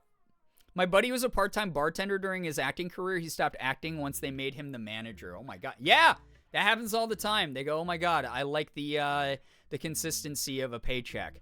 One of the guys, I was at like I said, a get-together when I was in LA, right? And it was this big creator get-together. There was only creators there, except for like a couple people. And one of the guys who was not a creator, who was like one of the roommates in the house, was like, hey, so what do you do? And he was like asking me questions about like content creation. And he was like, oh, I'm a real estate broker. And I was like, oh, cool. That's really awesome. And he's like, yeah, living with some content creators, I really started to appreciate the consistency of like a paycheck and like healthcare benefits and stuff like that. And I was like, yeah, I fucking wish, dude. Like it would be nice to know at the start of a year, do I have a good shot of making, more money than I've ever made? Or or is it more likely that I'm going to get under minimum wage, which has been a majority of me being full-time, by the way. So, it's a thing where like, yeah, when people are like, okay, I tried this out. This was really cool. Awesome experiences. But God, oh God, I need to start thinking about my future and saving up and getting a consistent paycheck, getting those healthcare benefits, dental, whatever. A lot of people do jump ship, and it's sad to see when they give up on their dreams, but some people are like, that's a worthwhile sacrifice to make for, stability. Keeping eyes on them to make sure the change is real. Yeah, fingers crossed on it for sure, Brookie. Hope it actually changes. Yes. Hopefully it ends up being good news, though. We'll see. It's not like the billionaire CEOs of all these companies can't afford to pay for fucking streaming royalties and can't afford to hire real actors instead of relying on AI technology that replicates them. Like, it's not like that is an unreasonable thing for them to consider. I feel that wholeheartedly. I have a cardboard box in my closet that I made sure to fit me just in case if I need to live in it. Yeah, I listen, as someone, again, who's been doing this as a full-time creator and seen the ups and downs for the past, like, decade, and been full-time for like half of that. Like I said, there's been a couple years I've been like, oh my god, this might be the last year or the last month I can be full-time. This is kind of weird. Things are really tight right now. Things have gotten really weird. This is the lowest sub count I've been at in years, which I'm not ungrateful for. I'm very grateful that there's people who want to stick around and support what I do. But I will say, when I came back from LA and I saw how low it was, I was like, oh my god, do I just fucking suck? And then I had to be like, no. The economy is like kind of shitty right now for a lot of people. It is what it is. It's the slow season. It's back to school season for a lot of people. It's back to heavy workload season because it's the final quarter of the year for a lot of people. It'll bounce back. I'll figure my shit out. It's that kind of thing. So yeah. Consistency is comfort. As fun as it is to work on something that you have a passion for or a dream about, it sucks when companies, bosses, etc. take advantage of that passion. 100%, Bryant. It's a really rough thing that I hope that as I get older, things start to balance out more. Human beings are allowed to pursue their sense of individuality. There are things that make them comfortable, that make them happy, alongside, having the consistency of like good pay and keeping the companies afloat that want to be kept afloat as well. Pee poo poo economy, yeah, a bit. It's very weird right now. It's weird. Like, the economy's kind of on an upward trend, but shrinkflation, because companies are so fucking greedy, is still bad. So even though we're not in the midst of like a hardcore economic downturn the way that it was semi-recently, the cost of items is going up and portions are getting smaller just because companies want to be greedy fucks. So that's kind of shitty to see. And it's kind of rough to think about, like, maybe things might never go back to how they were before that started happening. I hope that's not the case. I've been a full-time, not by choice, since 2021. I've sadly learned that a lot of places won't hire someone who is a full-time content creator, so it's like going back to square one. Yeah, it's really rough because it's the old meme of like, so can you explain this gap in your resume, right? I have a friend right now who's looking for a job, and she did the content creator thing for a while and then did like some sort of odd job stuff that she didn't want to list on her resume. And so they were like, you know, they hit her during an interview with like, can you explain this like 2-year gap in your resume? And she was like, oh, I did this and this and this. And they were like, okay, And she's like, but I think it's really good experience. Like, I got really good experience out of that because I had to do all these things. And this is how it would fit into the job that I'm interviewing for. And they just didn't take her seriously. And it's kind of a bummer. So I'm kind of stuck. I get a little bit worried sometimes where I'm like, yeah, I'm not making like super big bank. Like, I'm not like a fucking Ludwig or like a, you know, Hassan or something on this site. I'm not getting those big Boku bucks, but I'm getting by. Would I like things to get better financially? Absolutely. I'm sure a lot of us would. But I'm really screwed because it's been a half a decade since I've worked a regular job. So it's like, I'm mega fucked if I have to go back into the job market. So you guys got to keep me afloat.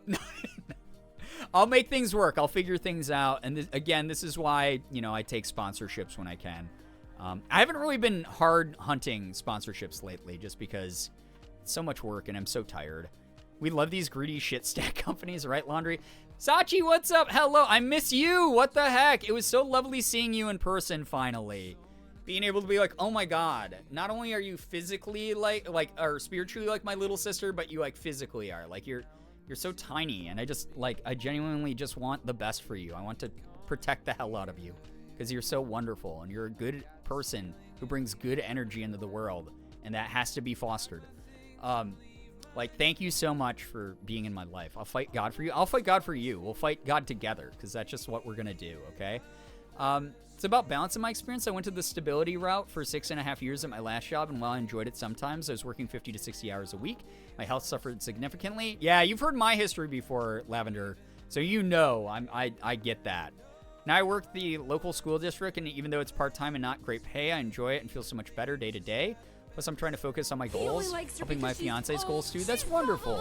Glad you're finding a better work-life balance. That's what I worked on in therapy for so long, right? That was my big therapy push, was making a better work-life balance. Could I be grinding, making as much money as I was in like 2020, 2021? Maybe. I don't know. Things have changed in the content world a lot. But also, I'm happy that I can still pay my bills and rent at the time being. And I am way less stressed out than I used to be when I used to put up as much, you know, content as I did and really sell my soul for it. So, time to sell feet pics. Oh my god. Listen, no. I was explaining this to friends. During the height of the pandemic, people invested heavily in crypto, right? I was not one of those people. I think I have like $1,000 worth of Bitcoin somewhere. And that's about it. Like, it's like a fraction, like a 0.0001% of Bitcoin that someone like sent me randomly in like 2020. And I forgot about it. And I should probably just sell it and get some money from it. But like, I didn't invest in crypto. I invested in Pokemon cards. I invested in a shit ton of Pokemon cards. And a lot of them are going up very high in value. So like sealed product I've never opened before. So if times get really tough for us, like no joke, I've told Morgan, I'm like, I'll just go to like the local card store, pawn a bunch of like my really rare card shit, and just, you know, make enough money back for us to be able to make rent. But it hasn't gotten to that point yet. Fan art of us going to war? I just want to be in armor? Oh my god, yeah. Fan art of Sachi and me going to war, please. Squeebles, get some great rest. Thank you for being here. And Hannah, thank you very, very, very much for the very big 34-month resub. Kit, what's up? Thank you for the 16 months and happy birthday, chat. Can we get some happy birthdays for Kit? What the hell's up with all these big resubs? I appreciate you all. Thank you so much. I've done stable and safe for the last 6.75 years with Starbucks. I'm ready to try looking after me and figuring out something. I hope you found a great balance that works for you, like genuinely. So proud of you, Liz, all the time, genuinely. Like truly, truly. I'm working on moving soon, and while that may seem more stressful, it will help me out so much financially as a content creator. Let's go, Sachi. Seriously, you deserve so many incredible opportunities. I'll be in California rent-free for a bit. Oh, hell yeah. Gotta run that. Seriously. I'm gonna be rooting for you so freaking hard. Unbelievably hard. Can even sell them on eBay bidding, and those bids can skyrocket. Yeah, I have a bunch of... So I have some shit, like Pokemon stuff that I invested in. That's from, like, here, let me see here. Hold up. Grandma's hooking me up? No, Sachi, that's the way. That is the way to cash in on kindness. Truth be told, selling feet pics is more effective when you have a fan base. Guys, my feet, I've described my feet before. If they were ever on Wiki Feet, they'd get like a 6.2 out of 10. Those are not going to make me the money that I need. No, BRB is selling feet pics. So I got... Let's see here. I have Roaring Skies packs. So if you guys don't know, I have a shit ton of these. We were originally going to open these way back before I bought so many Pokemon cards that I could just open cards every day and never run out. These are copyright 2015. These are copyright 2015. So this is the precursor set, the Evolving Skies, that happened during Sword Shield. This was a XY set. I have like 30 packs of these. And then I have like 30 packs of their sister set, Primal Clash, that I invested in because I was like, oh shit, XY's going away back during the Sun Moon era. And I was gonna, someone rape my feet in the least weird way. And so I was like, oh, I better buy these. And I was like, oh shit, they're like a little bit above like retail price. Cause back then I was finding all these great deals on older products for what used to be $4 a pack. And I was like, oh shit, the seller's selling these for like $5 a pack. Whatever, it's going to be an investment. So I bought like $150 of these at $5 a pop, right? So like 30 packs. These are each worth, I think, like around like $15 a pack now. So they tripled in price. I'm assuming they're probably just going to keep going up. So there you have it, you know? It's one of those things where this was my investment, was like Roaring Skies, Primal Clash. I think I have like 40 packs of like Steam Siege, which somehow got to be like $12. I got some Platinum Arceus from way older. That is something that I could always pawn off. I think last time I checked, it was like $120, like a pack of those. Oh shit! I just dropped that. Oh no. Oh. I have a whole bunch of unopened Evolving Skies ETBs, which are flipping for like $100 right now. This is not to dissuade people from donating to Girl Week, by the way. This is if I have to part with things that I have a very strong emotional attachment to make sure that Morgan and I have a roof over our heads, because that's always been my priority, no matter what job I've worked throughout my lifetime, then that's the depths I'm willing to go to. They exist and keep your body standing. 10 out of 10. Platinum? Yes! Lavender, I got a ton. I think I have an Evolving Skies booster box. I think those sell for like $400 right now also. Like $500. Kettle, what's up? Good to see you here. Try to invest in stuff like that, but I have an attachment OCD and can never sell valuable things. That's my problem too, Andromixus, is I don't want to part with these things because Pokemon has meant a lot to me for a very long amount of time in my life, as many of you know. Getting sponsored by them was the dream, but there's a reason that I mainly open modern product now. Is there's some stuff in here that I know. So here's my story with Pokemon. Is I started collecting when I was a kid. And I used to buy the cards, I used to play the game, I destroyed all my base set cards, and Jungle and Fossil and all the old sets.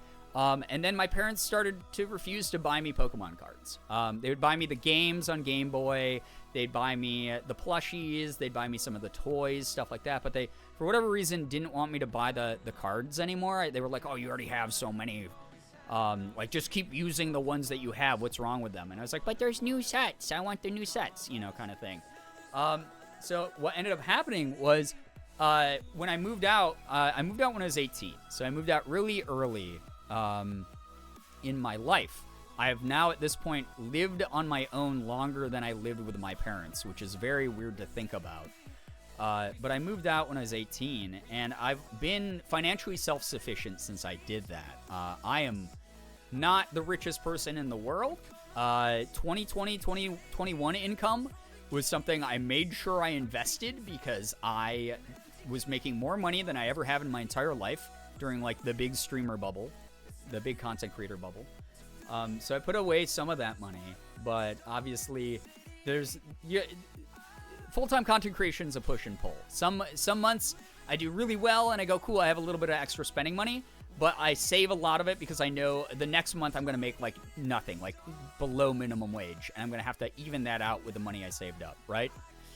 But anyway, so growing up on my own, basically as like a young adult, I didn't have any money. Like I've shared the story before of there was a time after Morgan and I moved in where I literally had like $20 in my bank account. And I'm sure some of you can relate to that. It's not a good feeling. It makes you feel like, oh my God, all my decisions I've made in my life have been wrong up to this point. And of course, they led me here. I suck. And that was sort of the mentality that I was falling prey to at the moment. But things, because they were just so financially dire for a very long time, meant that I did not buy Pokemon cards. I did not buy extra stuff for myself. I only bargain shopped for literally everything. You know, a lot of my clothes were thrifted or bought on like Supercell from like Walmart or whatever. You know, groceries, all generic brand stuff from wherever, just to save money. Pokemon cards was something I did not get to enjoy.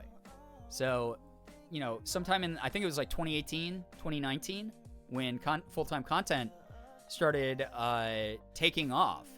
And I was like, oh my God, I can make this a full-time job. I'm not just grinding paycheck to paycheck just to pay my rent and bills. This is something that like has some sustainability to it. This is like something that I've dreamt of doing. I've prepared for years and years and years to do. When that started taking off, I started going to the dollar store and buying the little 3-card packs from Dollar Tree. And I was like, cool, I'm going to get back into like collecting this way. I started buying those. And then you guys saw as I ramped it up a little bit more, I started buying regular booster packs. And then I started buying like ETBs and special collections and booster boxes as I got a little bit more financially stable. And so as a result of that, all the stuff that I bought, including the old stuff especially, has a lot of sentimental value to me. Because I bought it after having to skip out on like one of my favorite franchises, one of my favorite hobbies, for years and years and years. And especially the older sets. Those were things I grew up watching people around me get to collect and buy that I had to skip out on fully. That I was like, I just financially can't invest in that. And that looks so fun. And I'm so sad I'm missing out. So like stuff like the Roaring Skies packs and stuff, I don't want to part with those. Like that's a like last ditch effort thing. Because it just means a lot to be able to be like, oh my God, I finally got to afford this stuff that I missed out on for years and years. And that's so again, getting the Pokemon sponsorship where they've just been sending me cards a lot recently has been so wonderful for me. Because then I'm like, oh, I always have product to open on stream, which is very, very fun. I have no shit. 83 cents in my account right now. I know. Oh my God, Andrew Mixus, I'm so sorry. Good God. Please take care of you. Truly. Back to being a broke full-time college student, so I've taken to buying Spam to use for meals. Listen, nothing wrong with some fried Spam. I will say that much. A fried Spam sandwich got me through some really dark college days. For sure. You mix that up with some, like, seasonings. You just go, you raid the seasoning selection at, like, Walmart or, like, Dollar Tree. And you just, like, toss on, like, some garlic powder, some black pepper, like, you know, shit like that. You're going to have a great meal. Fry that up. Lucky to still be living with my parents while doing student teaching. They don't pay us, but we have to do what essentially amounts to full-time work. I don't know how some of the others in my program are doing it. Damn, yeah, it's kind of scary to think that a lot of industries are so one-sided like that. Like, it really sucks, you know? Put the means of production back in the hands of the workers, chat. Our revolution, chat. Everyone hates Spam, but Spam hits so fucking hard. Yeah, honestly, Spam omelets was like one of my go-tos. Like, crumble up the Spam, you know, cook it up like it's like breakfast sausage crumbles in like an omelet. That was it. I've been planning to combo it with rice and fried egg. Oh, there you go. Maybe gravy to make it proper. There you go. Absolutely some amazing cheap meals. Spam will always have a place in my heart and stomach. Right. Same with like Chef Boyardee. One of my boys was talking shit on Chef Boyardee the other day. I was like, oh, fuck, dude. You clearly have never lived in poverty because That chef, me and that chef, we go all the way back. Where's Brie to make the Boyardee's nuts joke? I really, really, really have a lot of love for Dollar Tree and Walmart, for sure. Dollar Tree / Walmart seasoning sections are great places to shop for herbs and spices for both cooks and witches. There you go. Yeah, Spamlets. There you go.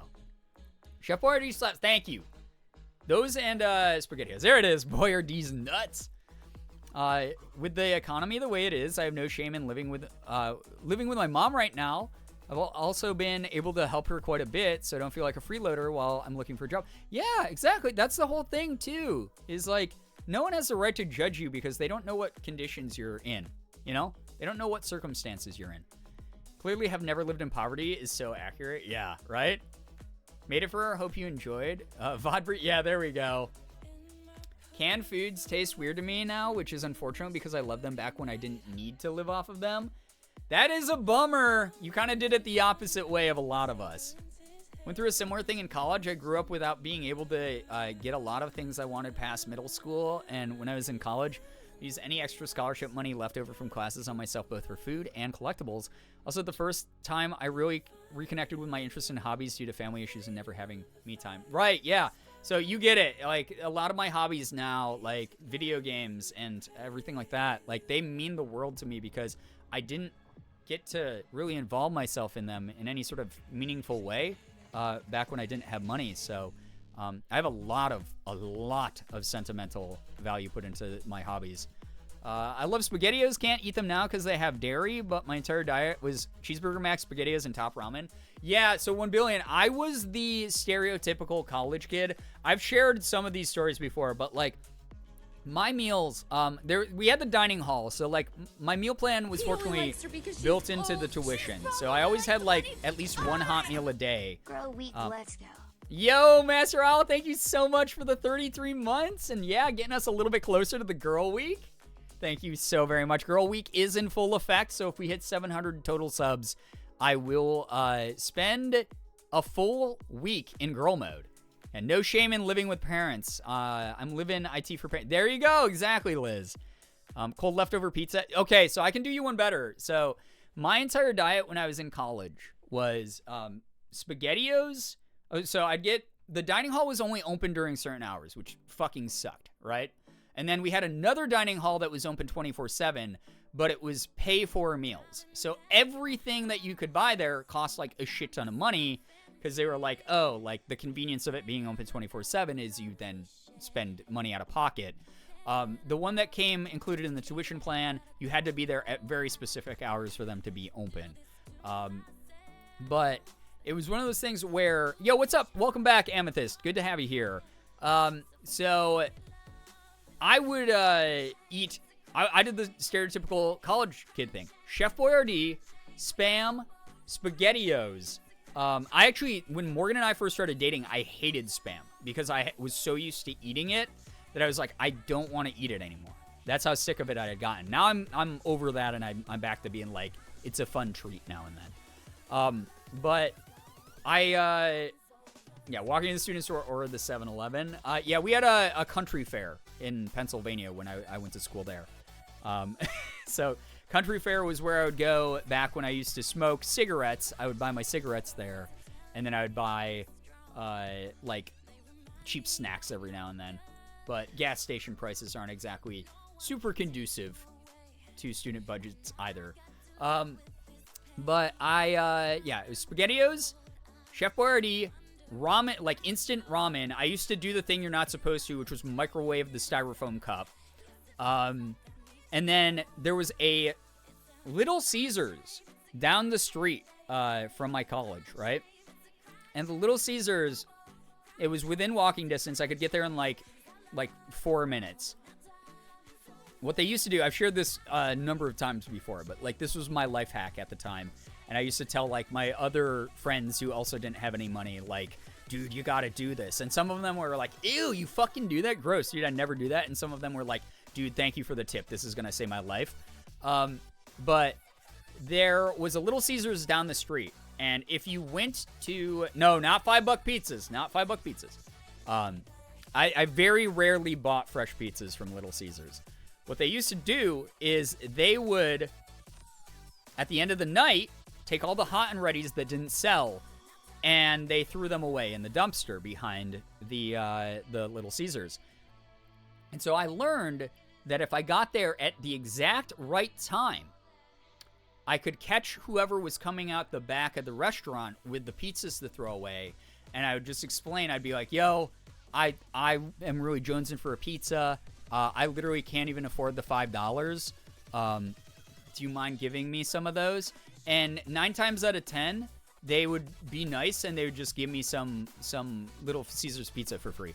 They just give me, like, the boxes. Because I was like, I see you're about to throw them out. Every now and then, they'd be a dickhead, and they just, like, look me in the eye and be like, no. And then they throw them in the dumpster, like, while making eye contact, like an asshole. And then I'd just, like, be like, oh, darn, and pretend to walk away. And as soon as they'd go back in the restaurant, I'd go and I'd just grab them out of the dumpster and bring them back to my room and eat them. But that saved me a lot of money, and probably, like, like, that was one of those things that, like, that was my life hack in college.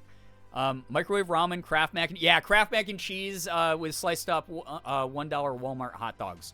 It was very big. I got those microwave-safe ramen containers from Bed Bath & Beyond. Oh, my God. Yeah, I don't think those existed. There wasn't even a Bed Bath & Beyond in my college town when I was... for my first 3 years of college. Freaking a-hole. Yeah, it was such a bummer when they would be mean and they wouldn't give me the stuff. So that was pretty cool. And then the other thing I'd do for a free meal was I joined a fraternity because I was such a loser I needed to pay for friends, right? And also it was when I was deeply in my eggshell, and I was like, I gotta be a dude, I gotta be a guy, like really intensely. So I doubled down on that by joining a fraternity. And one of the things I would do is one of our alumni ran one of the local bar and grill. Well, it wasn't even a bar and grill. It was just a bar that happened to serve some food. And he owned one of the bars in town. So I would walk downtown, and I would go to this bar, and because I was, part of the frat that he had graduated from, he'd hook me up with, like, some free food every now and then, which was really nice. So those were the ways that I got around spending my money when I was in college. Such a waste that they just throw them away. A lot of food places do that. It makes me very upset because I definitely have gone days without food. It's very frustrating, right? My system's too sensitive to go for the dumpster pizza, but the pre-dumpster pizza is still fine for me. Yeah, a lot of my friends were like, ugh, I would never take pizza out of a dumpster. Or what about, like, maggots and stuff? And I was like, no, I watched them drop them in the dumpster, and I just grabbed them out.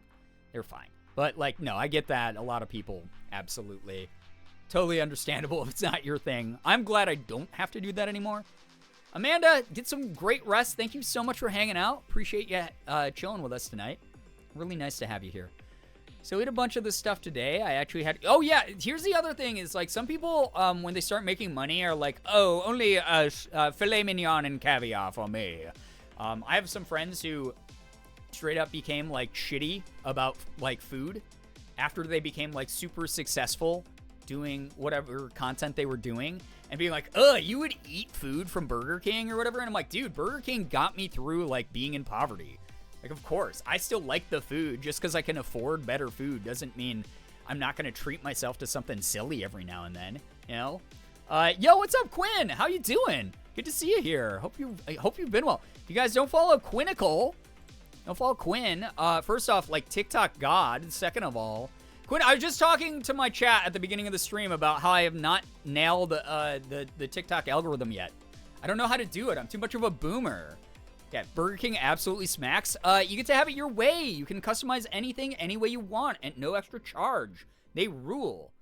Plus, last time they got our order wrong, they were really apologetic and give us a $10 credit.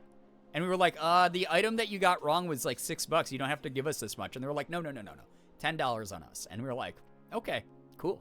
Love that. I was just talking to my chat, though, at the beginning of the stream about how I don't know how to get things...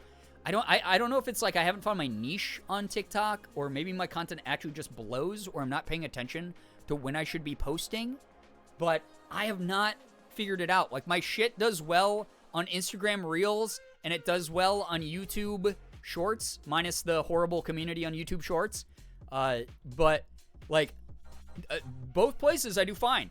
TikTok, dead in the water after like 10 minutes. It's like, oh, cool, I got like 300 views in 1 minute. And then all of a sudden it just falls off. It's wild. I don't know how to do it yet. I'm trying to figure it out. The answer's more SIG. I was joking with Morgan I might make a SIG account. Like a SIG alt on TikTok. And just exploit SIG for views. You know, until we get into the TikTok partner program or whatever. Last time I ate at BK, the bun was the same gray as the patty. That's not good. I feel like any fast food chain, you're going to have bad experiences and good experiences. And it's going to vary a ton by location. By the way, hello, Shark. Good to see you here. Welcome. Our Burger King that's nearby us is amazing. It's never failed us. Personally, I don't like Burger King at all, but it's a preference because my mom half raised me on Burger King from her days working there. Yeah, like I said, May, like there's a lot of people. I went through a phase where I was like, I hated Spam because I ate it so much in college because I was so poor. And then it took me like, 15 years to like come back around to it. So it's just one of those things where, yeah, sometimes your system's overloaded. You get that, like, it's the opposite of like a tolerance to it. You get like an intolerance to it because you like you're just like, oh no, it's the worst. I don't have a craving. I have an anti-craving now because I'm overloaded with that. The TikTok algorithm's confusing as hell, but once it understands your audience, they gear it towards them for you. Just that rough period of the algorithm getting it right. I didn't start doing short form until recently because I'm a boomer and I've always done long form and streaming and like Twitter and other social media. But now that other social media is dying across the board, I've mixed it up and I've had creator friends yell at me for years now, like forever. Then they're like, dude, why don't you make short form? And now I'm finally trying it out and I'm having a ball with it. I'm not too worried about viewership on it because I'm just having fun. My other issue is I do variety content, so I'm not 100% sure if it's ever going to really stick to a certain like algorithm. But it's cool to see people like you like really find your niche and like fucking blow up. It's really cool. Also had that phase from eating it so much as a kid. Yeah, no, totally understandable, May. Absolutely understandable. Gonna have wholesome Steve TikToks followed by Quinn insulting you TikToks. Really keep that balance. Yeah, it took months of posting a few times a day for TikTok to get my vibe. Instagram and others are always quick to find your audience. Saw your trash can video on Insta. Did you post on TikTok? I did. It flopped on TikTok. I think it got like maybe 400 views.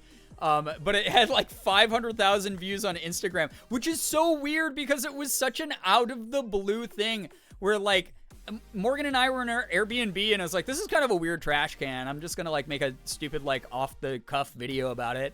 Zero production value, zero planning, just me rambling. And then it went like half viral. So that was kind of weird. And then I've had a bunch of them like do super well over on YouTube Shorts. And I'm just like, okay, maybe it's because I have the pre-existing audience on YouTube already. And then I check and I'm like, wait, like 99.9% of the views are just from the random like Shorts feed. It's not even from my own audience. So it's very weird. So I'm watching ads. Oh my God. Okay. We got ads going on.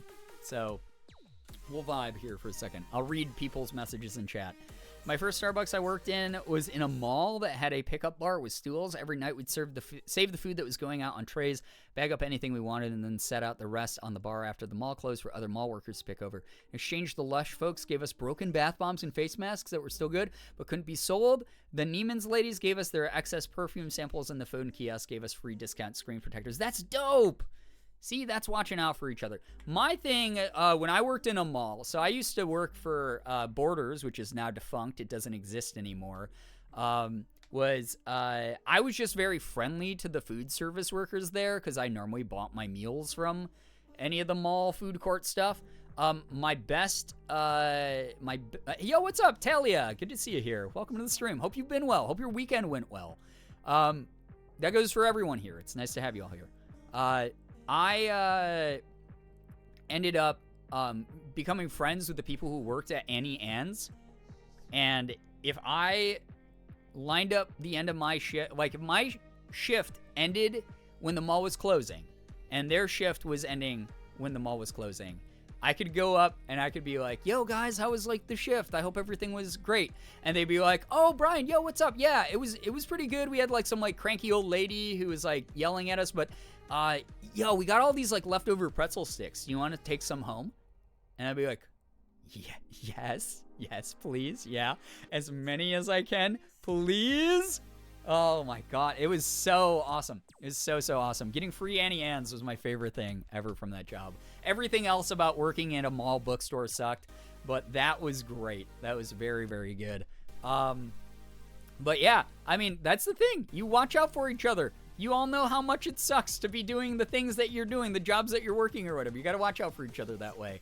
I remember one of our local Paneras used to do the thing where they'd like book or they'd bag up all of the bread and stuff at the end of the night. And I believe they would have someone from one of the food shelters or food banks come by and pick it up, which is really cool. I don't know if they still do that. They might have gotten hit with like a lawsuit or like the CEO was like, oh, what if we get sued? Because like there's a moldy piece of bread in there or something stupid. I don't know. I don't know if they still do it. Hopefully they do. Food service workers are the backbone of society. They really are, because it's literally like you have to eat to survive. And if you're privileged and lazy enough to just buy food that someone else took time to make, that is them saving your life in a way. That is them like providing you with a very essential service. So yeah. Time to with Wetzel. Oh my God, I love Wetzel's pretzels. Good God, truly. Worked at a CFA mall. We always gave food out to the workers through the back door like a drug deal. Fuck yeah. Love that. Love that. Quinn, all I was saying was that like I do variety content, so I don't know if the algorithm's ever going to be able to truly latch onto what I do. And that like my Instagram reel with the trash can, yeah, that was just an off-the-cuff weirdo video. So that was weird that kind of went viral-ish. And then YouTube Shorts, besides the terrible community that watches the Shorts feed there and downvotes anything that they just slightly disagree with, isn't the worst as far as getting views. And since I'm monetized there, I get their ad revenue, so that's very good.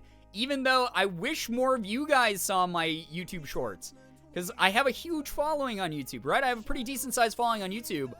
But then I look at my analytics, and it's like 99.9% came from strangers who aren't subbed to me, who saw it on the Shorts feed, and then left me like a transphobic or like some sort of white power comment, and dislike the video. And then there's like a few of you who like it, and then like balance out the like-dislike ratio a little bit. But I get decent views there, which is wild. Because, again, like we talked about, I think on YouTube Shorts, there's no algorithm. It just goes, oh, someone made a video. Time to put it on literally everybody's page. If they scroll long enough, they'll see it. I got to get some sleep. Hannah, take care. I hope that your cold gets better. Please feel better. Thank you so much for hanging. Get some great sleep. Kind of food-related side note, I've noticed more of my neighbors are acquiring chickens, so tempted to see if they would sell me some eggs. Ooh, yeah, farm fresh eggs. Let's go. Fast food and restaurant workers were given the essential worker title during the pandemic. They can then get essential worker pay and benefits, in my opinion. Same, Talia. We gotta treat those industries way better than we do. Truly, truly, truly. Anyway, short form content stuff aside, like I will still be posting everywhere just because I'm having so much fun with it. It's less about like getting views and more about like just having a blast, finding out what works on it, like what I like and what you guys like and what the general public kind of likes. It's been interesting to just experiment with. I've been getting excited. That's the oh my God, ADHD moment. That was what, 3 hours ago I started talking about this kind of thing. That is what is inspiring my creativity and building my confidence again. To get back into doing everything I've been doing. Do Girl Week, do YouTube videos again, try to start streaming more again, you name it. Just power through, start pursuing more sponsorship deals. I'm ready to get going again. I'm ready to rock. I'm just very tired from all the amount of work that I do right now. Because I'm juggling. If you look at it this way, I have like 4 part-time jobs, right? So I am I am a YouTuber. I am a Twitch streamer. I am a voice actor. I also manage my own business in the sense of like I have to negotiate contracts and things like that. I'm tired. I've been beat lately. I don't want to have to post to 8 different social media platforms for people to give a shit about me. It's hard. It's hard out here. But you got to, that's the game you got to play when you work for yourself doing content, you know? I've had my ups and downs. I'm doing my best to just like get to where I want to be again. My elderly neighbor was telling me all the bread she bakes. I'm hoping I one day can get some from her in exchange. Yo, that's the best. When you have a barter system with like your neighbor, that's the best. You just trade fun little goodies. The fucking Trenta-sized rant I could unleash about Starbucks now that I'm done with that company. Oh my god, I believe it. I've heard some of the horror stories. A little bit of everything all the time. A little bit of everything all of the time. Like all the time though. Everything Everywhere All at Once. That movie left a deep impact on my soul. Guys, I went to work on a long assignment that's technically due in an hour and a half, and it looks like the instructor pushed the due date back a couple days. Fuck yeah, we take those W's, Kettle. You can do it. Thank you, Lavender. I'm trying my best. If you want to be a content creator, you either have to learn how to be your own social media manager or pay someone else to do it for you, right?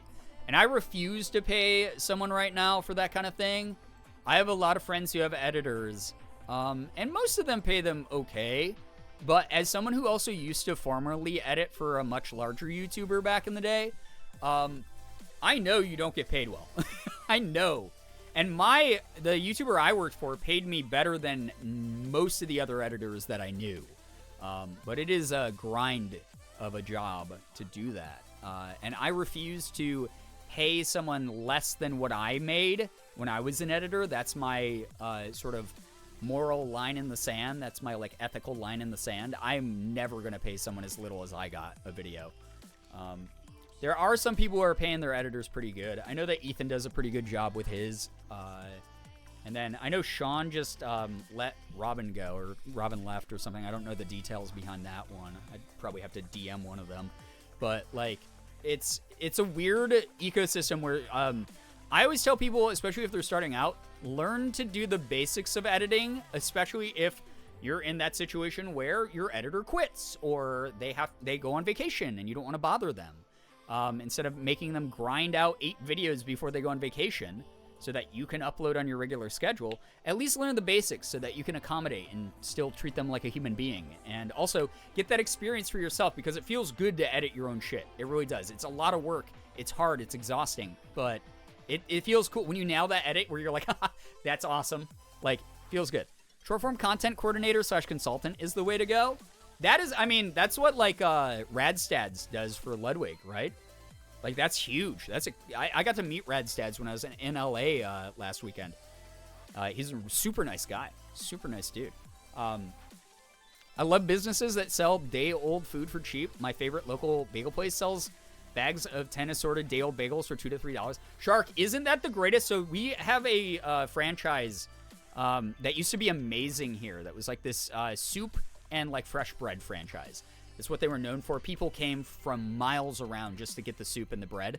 And they used to have these big baskets in the front of the store that were like day-old bread for like $1 for like a big-ass bagel or like a big-ass roll that you could then like dip into your soup.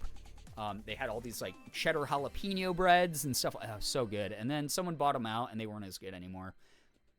I believe it's Alice now. Oh, yeah, that's true. Yes, that is true. That said, Alice and I have known each other for quite a long time, and I know for a fact that she would not be bothered by me slipping up with the Robin, because her and I were talking about gender stuff years before any of you knew anything about her. So I didn't know that. Wishing Robin all the best in her future endeavors. Yeah. Alice is off on a new adventures. I think she said she was going to start making YouTube videos. So if you guys don't follow the, I don't know if she's going to start posting the Pixel Pit again, or if she's going to be going to a brand new channel or what. But definitely support her. Must bid everyone a good night. No, please take care, Lavender. Appreciate you a ton. Thank you so much for supporting what I do. I appreciate hearing that I'm doing an amazing job, because even over a decade into this and I feel like an idiot still who doesn't know what they're doing. Thank you. Really kind of you. Feel so bad because I work at a donut shop and they throw out the donuts every night. That is such a bummer. The staff aren't even allowed to take them without paying. That is a bummer, Master Owl. I'm so sad your boss is like that. I believe they're comfortable with both, just trying to ingrain Alice more. Yep. Yeah, thus the formerly Robin. Robin slash Ellis is not going to be offended. That said, definitely making the solid effort to call her by her preferred name of Ellis for sure. But who's Robin or Ellis? They used to go by Pixel Pit online, and then she also was the editor for Jacksepticeye until recently. But she's been a friend of mine for years, and before she started her transition publicly, her and I were talking in DMs about it quite a bit, and just she was letting me in on a lot of that private side of her life, which was just really wonderful, because I've been friends with her and Sean and that whole crew for, I don't know, 8 years now. Just really cool. I think I met Alice 7 years ago, something like that, 6 or 7. Back when she was just an animator before she even like worked for Sean. It's wild. Didn't know she was making videos. Yeah, so that's what she was doing before. She used to make these really cool animations before she became Sean's editor. For some reason, Twitch is glitching out horribly for me. Not really sure why. All my attempts have been unsuccessful. Gonna rejoin on my Switch, so I won't be able to chat. Andrew Mixes, thank you for being here. I'm sorry. Yeah, Twitch has been having a lot of glitches tonight, but thank you so much for vibing. For a while, my boss was trying to tell us we had to ask permission for every single written off food item we wanted to take. Wasn't even available to ask half the week. That's such a bummer. So weird. I understand why companies have that red tape and have those procedures, but at the same time, it's like so much of it is so pedantic. It's so like unnecessary. Alice was lovely. We worked on some top of the morning stuff together. Love that. Yes. Alice and I used to hang out a lot during the PAX get-togethers that like Sean, Mark, Ethan, and me would do, because it would be like that crew. It would be like the 4 of us. Wade and Bob would sometimes tag along. They normally did their own thing because they like had their own group of like other creators they hung out with. And then like Alice would hang out with us. Crambersher would hang out with us. Her channel's now called Bit of Alice. Love that. That's so cute. Love that. Love that. Love that. And so I've known her for a really long time and gotten to have some really great chats with her. Are you going to TwitchCon? Not this year. I'm trying to save up some money, honestly, by not going to cons this year. We'll see. But there's a very slim chance I go to TwitchCon. I have nothing booked for it. I have no intention of going this year unless a miracle angel investor suddenly sends me, 5 figures worth of money so I can pay off the gigantic bill that I'm currently dealing with. That came out of the blue this year. That was so fun. You thought we were writing off food that was perfectly fine to sell just because we didn't want to pay for it. To be fair, it was outrageously expensive and we made minimum wage, couldn't afford anything, and we didn't get a free meal like most places. That's such a bummer, Kettle. No, Quinn is not one of Sean's employees unless something shady happened. Sean should not be hiring you. You're too talented, and he's too old. Man, makes me miss the Indie PopCon days. I miss a lot about the Indie PopCon days. I don't miss everything from it. Ethan and I always had a good time when we were there, but like there was a lot of stuff with their management that we didn't like working with, and that is why neither of us have headlined an Indie PopCon in years. It was mainly a disagreement with management that runs those conventions. But we used to be, it was so funny because after Sean and Mark stopped going to that convention circuit for pretty much the same reasons we stopped going, it was kind of like Ethan and my convention. Like we really headlined that. We brought in a huge crowd, which was really cool while that lasted. There's a lot of management problems. Yeah. Oh wait, you do you work short form for him? Oh my god, that's great. I mean, you are the person to go to for that. That said, never let him make you a long form editor. Don't let him do that. Have too much. Give yourself credit. Know that you have value beyond an old washed YouTuber. Oh my god. What am I talking about? Sean uploads videos of him kicking a soccer ball to 1 million views. I'm the one who hasn't made a YouTube video in like fucking a month. Good god. Holy shit, when did it become this late? I was gonna get off like 40 minutes ago. I was gonna end around like the 3-hour mark. I don't think I'm talented enough for long-form editing. Short-form ideas and execution are easy peasy. Dude, use that massive mind that you have. Have a lot of fun with that. Truly. Very, very cool, though. Very awesome. I think I saw a tweet from you that you mentioned you grew up watching Sean, which is so weird for me because Sean is younger than me. So when I met Sean, I was like, oh, this fucking snot-nosed shit. And then the same kind of thing. Actually, Mark was the only one that I was like really into when I first met everybody. Restarted my phone. Andrew Mixes right in time for me to end stream here. Tito and finish stream. Oh my god. Not tonight. I don't have the energy. Chatting time, flyby is so real, right? A wild. Nah, what? I'm sorry. I'll be back, hopefully Tuesday. I'm hoping by, later this week, I'll be done with all the sponsored stuff. I've been grinding my ass off since I got back from my trip. But the company I worked with is very huge, and they have a lot of deliverables they want me to do because they literally spent thousands of dollars to send me out to LA. But yes, very, very much something I've been focused on. Yeah, oh boy. Very focused on recently, which is why I haven't been streaming as much. So this has been wonderful to hang out and vibe with everyone.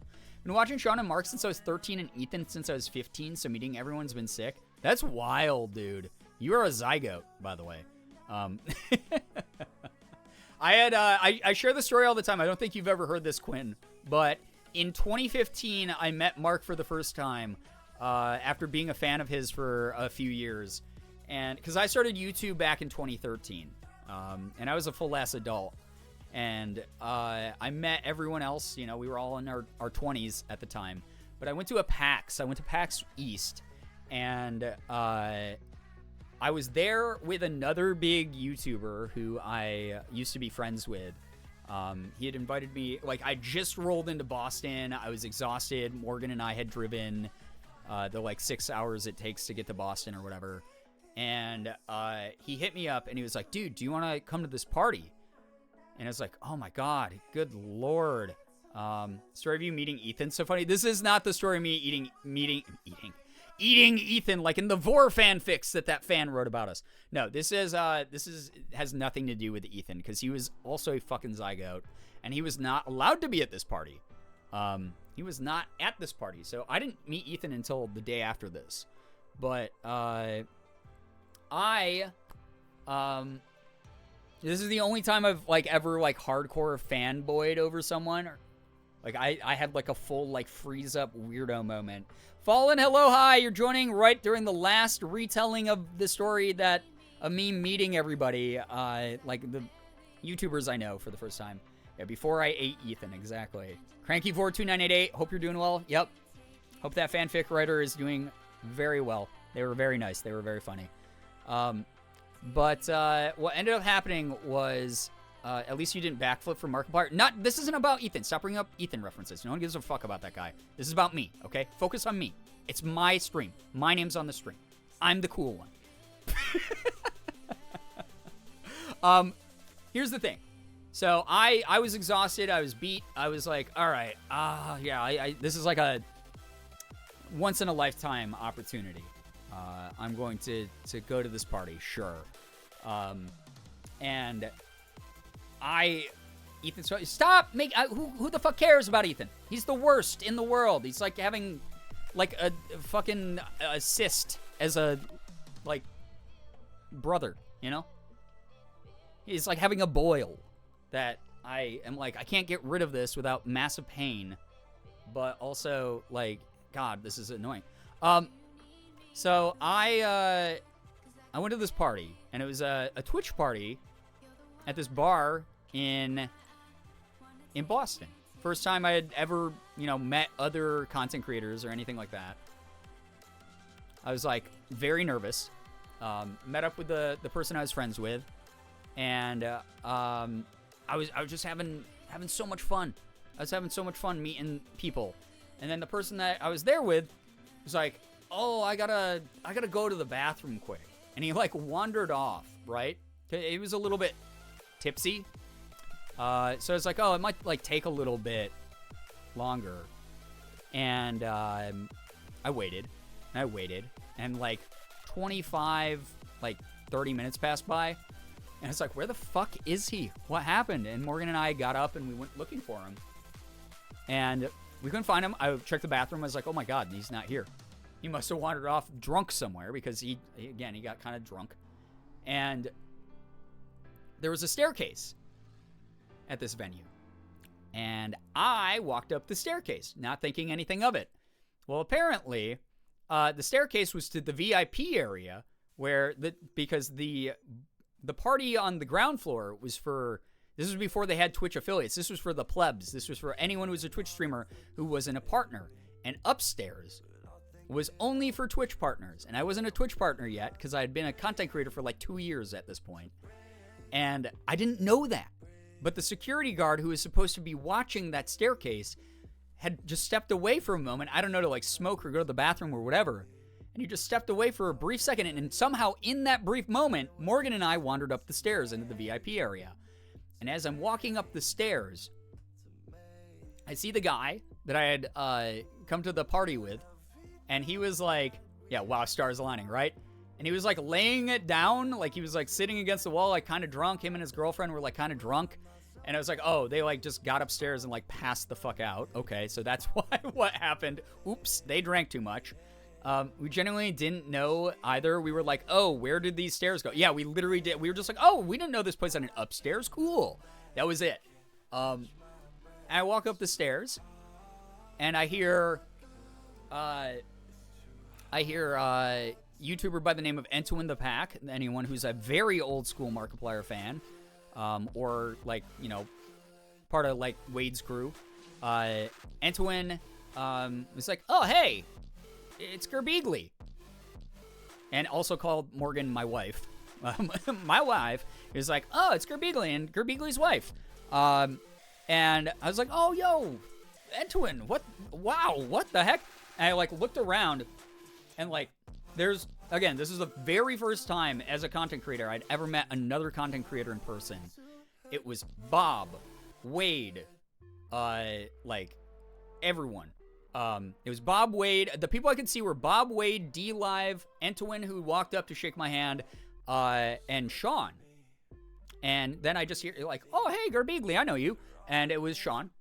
And so Sean came up and like, you know, shook my hand, gave me a hug, and I was like, what the fuck? I'm meeting Jacksepticeye, and I'm meeting all these people right now. What the fuck's happening? I was kind of like internally freaking out and like doing my best to be like, yeah, hey, cool, nice to meet you too.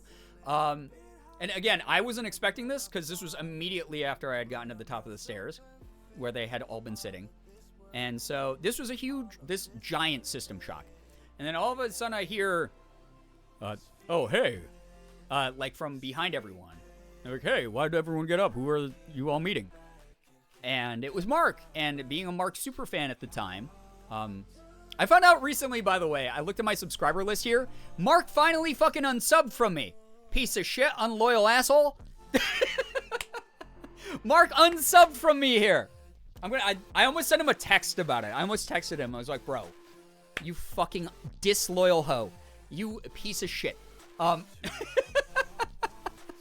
First time in a long time. I was just like, no shot, Mark. But I, what ended up happening was from behind everyone strolls up Mark. Yeah, Mark a liar. And he reached out his hand. He was like, hey, what's up? I'm Mark. Nice to meet you. And I was like, my brain's already short-circuiting, because I'm like, I'm meeting all these people. I'm seeing all these people. I've never met another content creator in my life. Holy shit, these are like people who have like 1 million subs on YouTube, and I have like fucking like 8,000 at the time or something. Or probably less than at that point. I can't even remember how small my channel was. And I shook his hand, and I looked him dead in the eye, and he's like, hey, nice to meet you. And I went, big fan. And that was like literally the noise I made.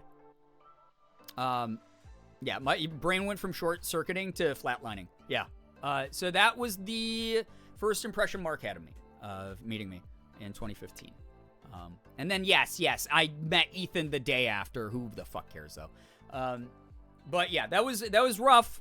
We did a lot of shots of Fireball that night, and things got real funny. I got to hear Mark sing karaoke back when he could still drink, so that was kind of fun. But that party was nuts. I got so nervous. I feel bad to this day. I've actually apologized to Sean for this. I DM'd him a few years ago, and I was like, hey man, I've never apologized for this before. It's the only fair reaction. But after meeting the group of everyone, introducing myself and everything, who's Ethan? You mean Blue Girbeagly, right? What ended up happening was they had 2 bars in the upper floor, and there was like the main bar where most people were ordering things from, and there was a sidebar where there wasn't like much of a line or a crowd. So I was like, Sean, we've known each other through like Twitter for a while, dude. Like, we should do some like celebratory shots. And he was like, sure, yeah, that sounds fun. And I was like, yeah, I'll buy you a shot of Irish whiskey. Why the fuck not? Let's do that. And so like I went over to the bar, and because I was so nervous, so I ordered shots for us, and we threw them back, and cheers, great to meet you in person finally. Yeah, I left Morgan, and Entwin followed her around because he's like a puppy guy.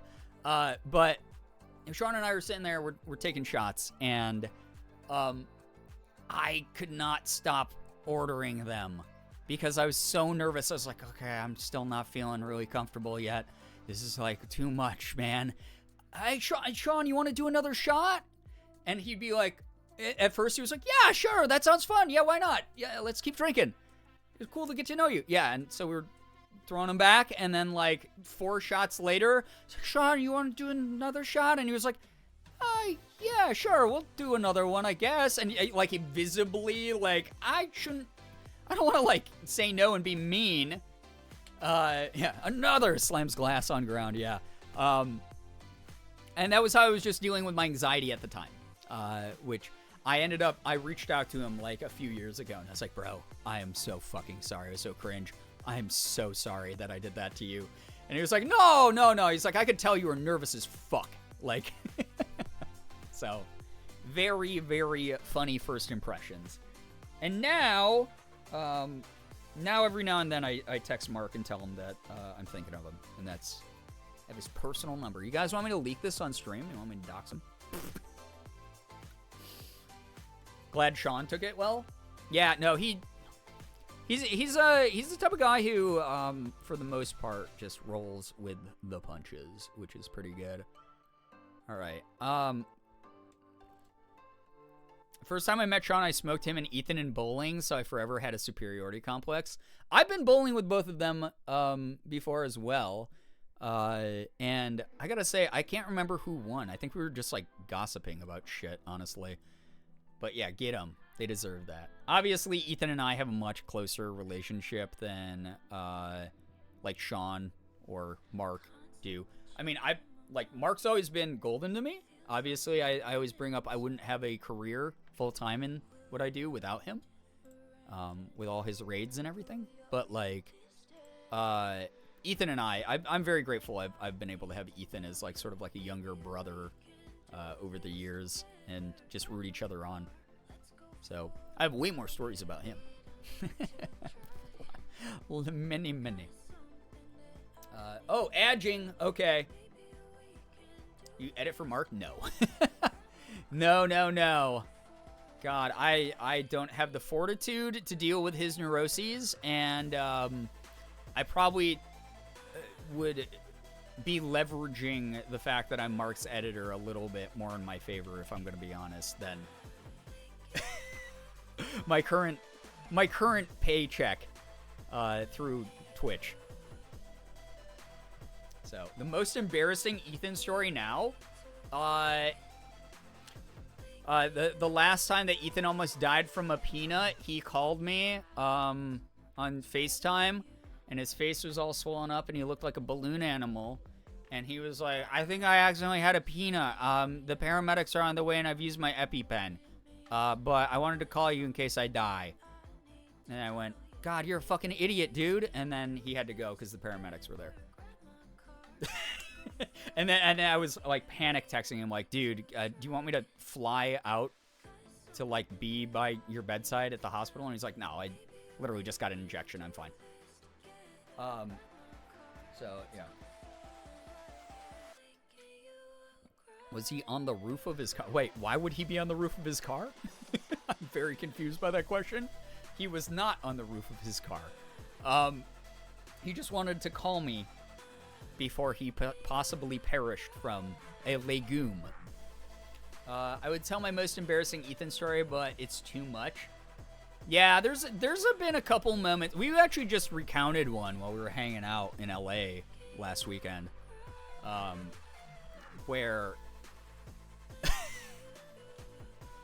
So I brought this up a number of times before, but there was the old St. Patrick's Day stream / video combo that we did, where we decided to drink way too much. You guys will probably never know fully. And I don't know. I can't remember if Ethan ever talked about his about the aftermath of us drinking after the Rocket League video, and then the stream that we did afterwards, where we were both blackout and do not remember anything. But we talked about that a bit last weekend when I was hanging with him.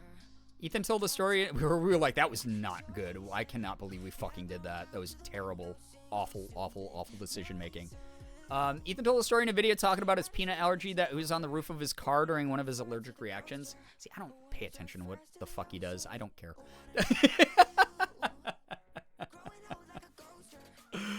He came over before a little shoot thing a week or so ago, and I've never combed my apartment deeper for anything than I did for peanuts. Yeah, so, like, a big thing is like, Morgan and I have been planning on moving out to LA for a couple years now. We were going to do so in 2019, and then we were like, let's save up a little bit more. And then 2020 rolled around. We're like, this is perfect. And then March of 2020 hit, and we were like, oh, it's not perfect anymore. And then since then, finances have gotten a little bit funkier, and the real estate market's gotten a little bit funkier. So we haven't done that. But we always joke that if we do move out to LA, we will intentionally, like, eat all of our peanut shit before we go. Because if I know Ethan, he'll want to hang out. I don't want to accidentally kill one of my best friends in the world. Even though sometimes I want to kill one of my best friends in the whole world, you know? Vaguely remember the Rocket League thing? Good. Keep it that way. Never remember the Rocket League thing, please. Gotta hop off. Getting a puppo tomorrow. Whoa! Hey, congrats on being a puppy parent. That's wonderful. Good night, Quinn. Thank you so much for dropping by. Thanks for saying hello. Appreciate that. We'll have to catch up sometime, for sure. 2 a.m. time check. Oh my God, Jesus! I gotta go. I gotta go. Holy shit. Chat, audio sounded okay tonight with everything, with the new earbuds instead. You get to see my glorious hair. You see my earring, my dangly K-pop earring. Isn't that nice?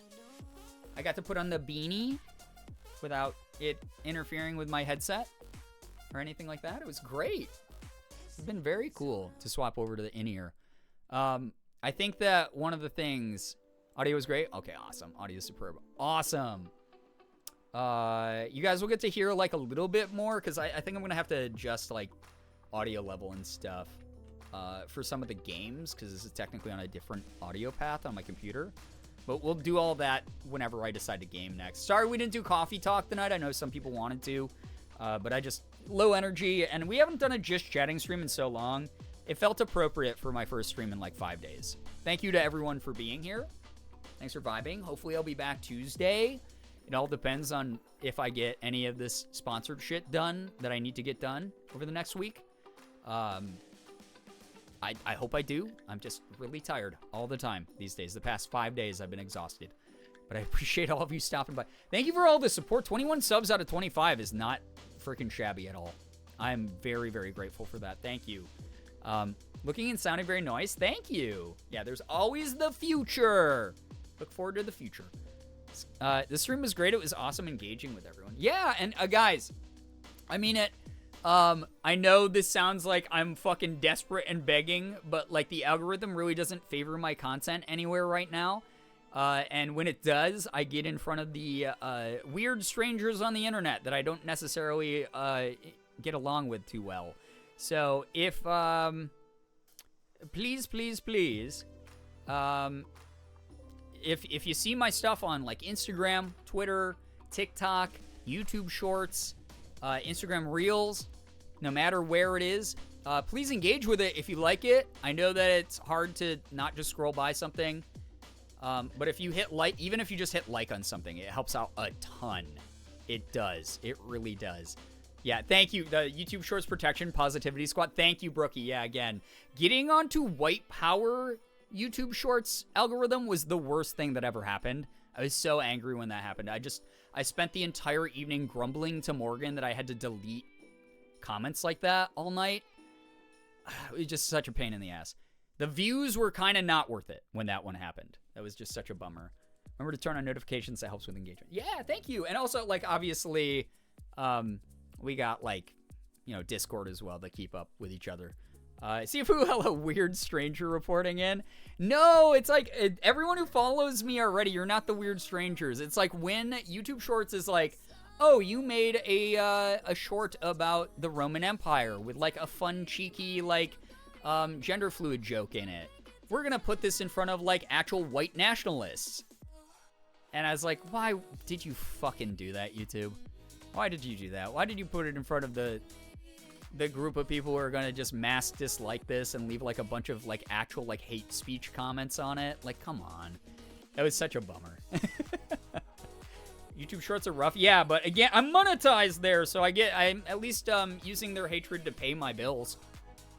Not that kind of weird story. Exactly. You're fine. You're great. A Steven Spawn follower, a stranger we can trust. Exactly. If you follow Steve, like he's one of my boys. He's one of the good ones for sure. No, we can trust you for sure. Anyway, chat, this was super fun. Let me check who is still going tonight. It's late. I'm not gonna raid because I gotta go. But Julia is playing Liza P. Jordan is doing something called Paranormal VHS. Rindia is doing Sea of Stars. There you go. There's some folks you can check out who are at my stamp of approval. So I'm gonna get going here. Thank you all of you for hanging out. This was so good. I gotta do more just chatting streams because I always have the most fun just talking about random stuff together. It's a blast. It really is. I keep hearing Liza P is Liza P. No, the only Liza Liza M, Liza Minnelli. Come on. Thank you. Oh my God, Brookie, thank you for giving the shout outs. You never have to do that, but thank you very, very much. Hope this was fun. Damn straight, yeah. I need to play Lies of P though, because apparently it's like Bloodborne 2.